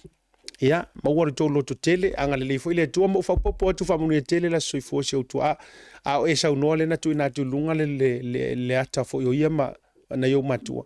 Ia, mo mo le toi mala u fa malo fa manu ya tu le soi fo. Ia ta fa ma vai, lise, fa manu le tua e to e mo pe o tatu taimi fai so. Ia, e mai waini nai update a wa fo fa fo ma wa mo le fiafi. Alo fa tele tu se tatu tu no me se fo yo ile tu fine soi fo mai manu ya. Taila safa soi fo Samoa. Ia, ua mai a ia le tatou wa proklame le nevanga le fiafi. No tu ina tua le faasisilanga lea e tau walunga i le tatou proklame. Kako fa mavaya i loa mai le fast supporters Brisbane i Ausitalia. Ai o tele i sewina le atumua o le taiao. Mangai pure vaisa na momo o iai le tui mnua. Ai au lava no fa tu lo wan tu i lau tapua inga Samoa o lo afifio mala la tai Brisbane Queensland. Au le nei fasiri silanga i leva ma le fa alo alo tele i le mamalu le fast supporters o mai Queensland. O leo wo sui o le au suia le tatou forotanga i le asosa nei lua sumaleo no le masino me. I le tau le lima i le afiafi i le no fuanga o lo ta uilunga. O le nei forotanga e ta ua tele mo lo si la fia. A wale tatou fa moe le tatou felo inga ma le teitai fono ma le komiti a le fast mai Samoa e to se fulu. I la tou o lo sauni mai o minista ma faipule o le parlemene. Dalwai o le mātou felo inga i le video call i le vai aso o tuana i atu na au mai eise fina ngalo o le fionga le teitai fono ma le mamalu o le komiti o lo iai ni containers e o mai malantou e whatau i le mamalu o le atunu i Brisbane o fua o wha i le leanga ma so o se mea o lo maua i le proketi miliona i Samoa. O lea ua sui aire manatu o le laulau ua tapena le tātou sisi ngā fua. Le whaelonga ino le tūtua tasi o sio tātou atunu pele o se au wala whaingofia ina ia au mai whaatasi ai le mamalu o le atunu mo containers mai Samoa. O aso o le a whaelonga ai le tātou tūtua tasi o le aso wharaile lea le aso wha o le aso ngafua a ngai le aso fitu o ke topa e vala au atuai ma le whaanalo lava i supporters po o lango o malava ma e oro o lango ina le fast i Queensland i afi fio ma maliu mai se i tātou talanoa ma soa le pule mo le tātou wha moe. O le a tātou no manu i le atua e momoli atua i lo tau soifua i le manuia tātou whelo ia i le aso. Seinia, fionga le teitei fono, au peipei ngā mali e tapuala ti whaalelei. Pa le fionga le whailau tusi, ngalo ma le mana, teila le mana. O le address e whaataunu uinai, o le nā watu inatu, o le address i St. Paul's Parish i Jean Street i Woodridge. Tau lima o le fiafile sa. Taurunga programa leva ko le fiafi. Oka e, se kele o le meolo o kukupua. Whamasino e Samoa. Whamasingo ngā waka okoi langotonu. Tatalo i le tua, fo i tangata o le ale taimi o le neia fiafi o le te mau o mail programe ma so se taimi. Tuli vai le tua, fiso soani mai nei mau. Me au kukupu.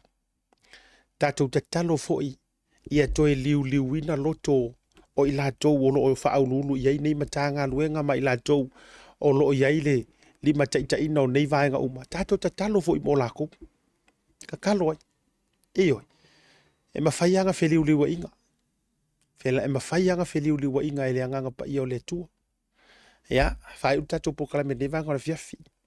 Whamanga o sera manga o le tau tamari la fuifonga vatele. Ia, whaftai fo ili nei fiafi shea tatou pokalame. Kangoro e omi lau shea. ku sa pe ke ka ya u fa pa e yelo ka mai lima le share ya wa o foi pe te musu foi le a ka fe ka ui pe ke aru e fa pe sesi a kiri maka u le po kalame o a ono se fio no maka po kalame ha e tu foi ai tango lai o mi le share fai le na me mana ia o lau share e le fa pe e ke share inga wa e lango le po kalame o lo le tali tonunga ai o lau share ku ngisi ka ngaka e fa maka ila ko e lo pe ba wa ni sio feelingi matula ka fa pena fa maka ale au nga ya oi fa pas ai ka ngoi e share el tatu po kamel na la ma to fa ya tu tango o miro le share tatu ma fa la utele ye le nei au onanga ma le tautua ale tatu wa Blue TV ya a me se for po kala mel tauta ya aga leile tua ma tua le so tayao o le tatu sports talanoa ya ole ama wala vlo fa tala no ai tasi o wingi la wi lo ma tauta ua ma sawa ka ba lo pese fo mai kuku wangi mo ya ole telinga tu ya fiso Mikaele pesa mino ma wa 11 no ru tatu sports tala no le so taya ai tatu tauta ya tatu filo ila so tofi ile lo fa malanga le yo tatu mtai silang a lo fa tele mo e siata fremado pio voliko soifua mai manuia